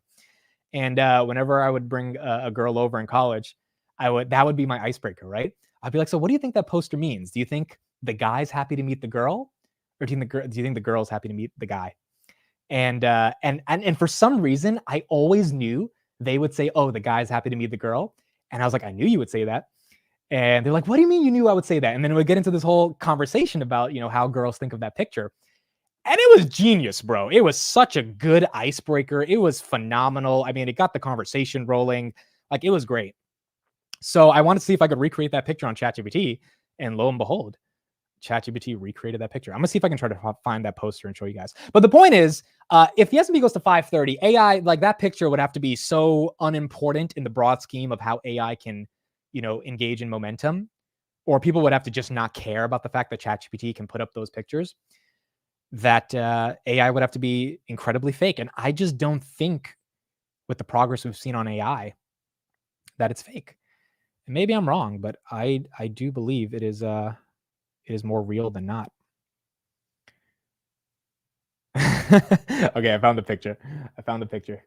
I'm shocked Amit didn't have a poster of two men kissing in the rain. Yep, there you go. See, look, now here's the picture, and here's something that proves to you I wasn't lying about the girl. So there's the picture, and then you got a girl putting up a middle finger in front of the picture. You see that? So there's the picture. There's the guy and the girl. You see that? You see I had two microphones in the back? I was a podcaster so early in the game, dude. There's the umbrella. There's the rain. And then there's I took a picture of the girl there. There's her middle finger right there. She was like, fuck you. So, and that middle finger was a preview of what was going to happen later, given middle finger means fuck you. Anyway, so that's a guy. Dude, that's not a guy's hand, bro. You're crazy. That is not a guy's hand. Goodness gracious. But anyway, the point is, like, I really do think AI is not fake. And I think to assume the S&P goes to 350, AI would have to be fake. And I don't think it's fake. I just don't think it's fake yet. That's a manly hand. Bro, you guys are crazy. That is not a manly hand. That is ridiculous. Goodness, bro. That is absolutely not a guy's hand. Fucking crazy. Amit, I think AI is real. I just believe there are many companies that are using AI to hype up their own stock. I don't disagree, but I think the hype is warranted because the growth will be there, even if it's not here yet. So I agree. Companies are using it as a marketing ploy, but it's not like the marketing ploy, in my opinion, is absolutely fake, So I do think we will see some more momentum eventually as they grow into those valuations. Let's get an update on the markets from CNBC. Today's Tech Check. Hey, Dee. It's a big world, Melissa. Nearly $1 trillion wiped off the NASDAQ in the first hour and a half of trade today, almost $2 trillion over the last week. Here's a chart that sums up how closely correlated the yen and the NASDAQ have become over the last few years. Investors, they borrow money in Japan where interest rates are low, and then they buy tech, mega caps in particular, for higher returns, expected even higher thanks to generative AI. Except, of course, here's the rub. Those higher returns taking longer than expected, and the interest rate dynamic may be changing. So the tech unwind is being hit hard. NVIDIA, that's Gen AI's biggest winner. It's the laggard today, leading the Mag 7 lower. The others not that far behind. And performance over the last month, that's even uglier, suggesting that this isn't just the yen carry trade, it's fundamental as well. The latest mega cap earnings raised a ton of questions over returns and monetization in Gen AI. CEOs are saying the more CapEx, the better, while investors are increasingly focused and worried about the impact on earnings. On top of that, pockets of revenue weakness in typically strong businesses like Microsoft's Azure and Google's YouTube. Now, adding more fuel to those worries and the sell-off is a report over the weekend that NVIDIA is delaying Blackwell, its next AI chip. So with billions of dollars in market cap lost in the mega caps, here is how valuations have changed over just a few weeks, especially amid a lot of that CapEx chatter. July 10th, when the NASDAQ hit a record high, you had 5 of the Magnificent 7 with forward price to earnings multiples above 30. Today, shares of only 2 of them, NVIDIA and Tesla, are above 30 times earnings. So you've seen a big re-rating here. Alphabet and Meta continue to be the most reasonably priced. The bear argument that lofty valuations support the case for a rotation trade, that is fading somewhat. Meanwhile, the forward PE multiple for the NASDAQ at large, that sits at about 27 times. That is higher than the historical average, but still far from dot-com bubble levels. And a key difference between now and then, guys, our biggest tech companies, they are hugely profitable, liquid, and dominant in their fields. Our latest Tech Check Weekly dives into this dynamic and the looming AI trillion-dollar time bomb. Guys, in the weeks leading up to earnings, you had a number of units from Sequoia Capital to Barclays kind of sounding the alarm over generative AI returns and the huge amounts that these companies are spending in CapEx. Deirdre, you know, the fallout in terms of after earnings and the reaction to earnings really shows you how investors are differentiating among these big cap tech companies. 1 trillion in a week is wild, but probably was needed. And now we can reset on some of these valuations for big tech. And how they are spending on AI. Meta, for instance, really got the benefit of the doubt simply because they're spending, but they're also seeing the immediate return in terms of the improvement in their ad business. Whereas for some others that are dependent on selling, for instance, Copilot, and we don't get the revenue numbers for that, investors are really questioning. It's a great point. And I go back to valuation. Some of the names that had run up the most, like a Microsoft and an NVIDIA, they're getting hit hardest. Whereas Alphabet and Meta, they've always, or at least over the last few years, typically been valued at a little less than some of the other names. Apple is sort of holding a little stronger, right? Because they didn't see a huge run up in that generative AI cycle. So the ones that have really been seen as the early winners, those are the ones that are hurting the most because investors expected to see the revenue start to pay off, and that's going to take longer than they expected. Debo, thanks. Deirdre Bosa. All right, folks. I think that's it for me. I got to get out of here. I got to go to the gym, work out, do some stuff, finish some other work. I'll be back at 3:30, and we got Palantir earnings, dude. Like, it's a crazy day. I know it's hard to even think about it given everything that's going on, but we do have Palantir earnings. Word of the day is lethargic. Lethargic. Drowsy or sluggish.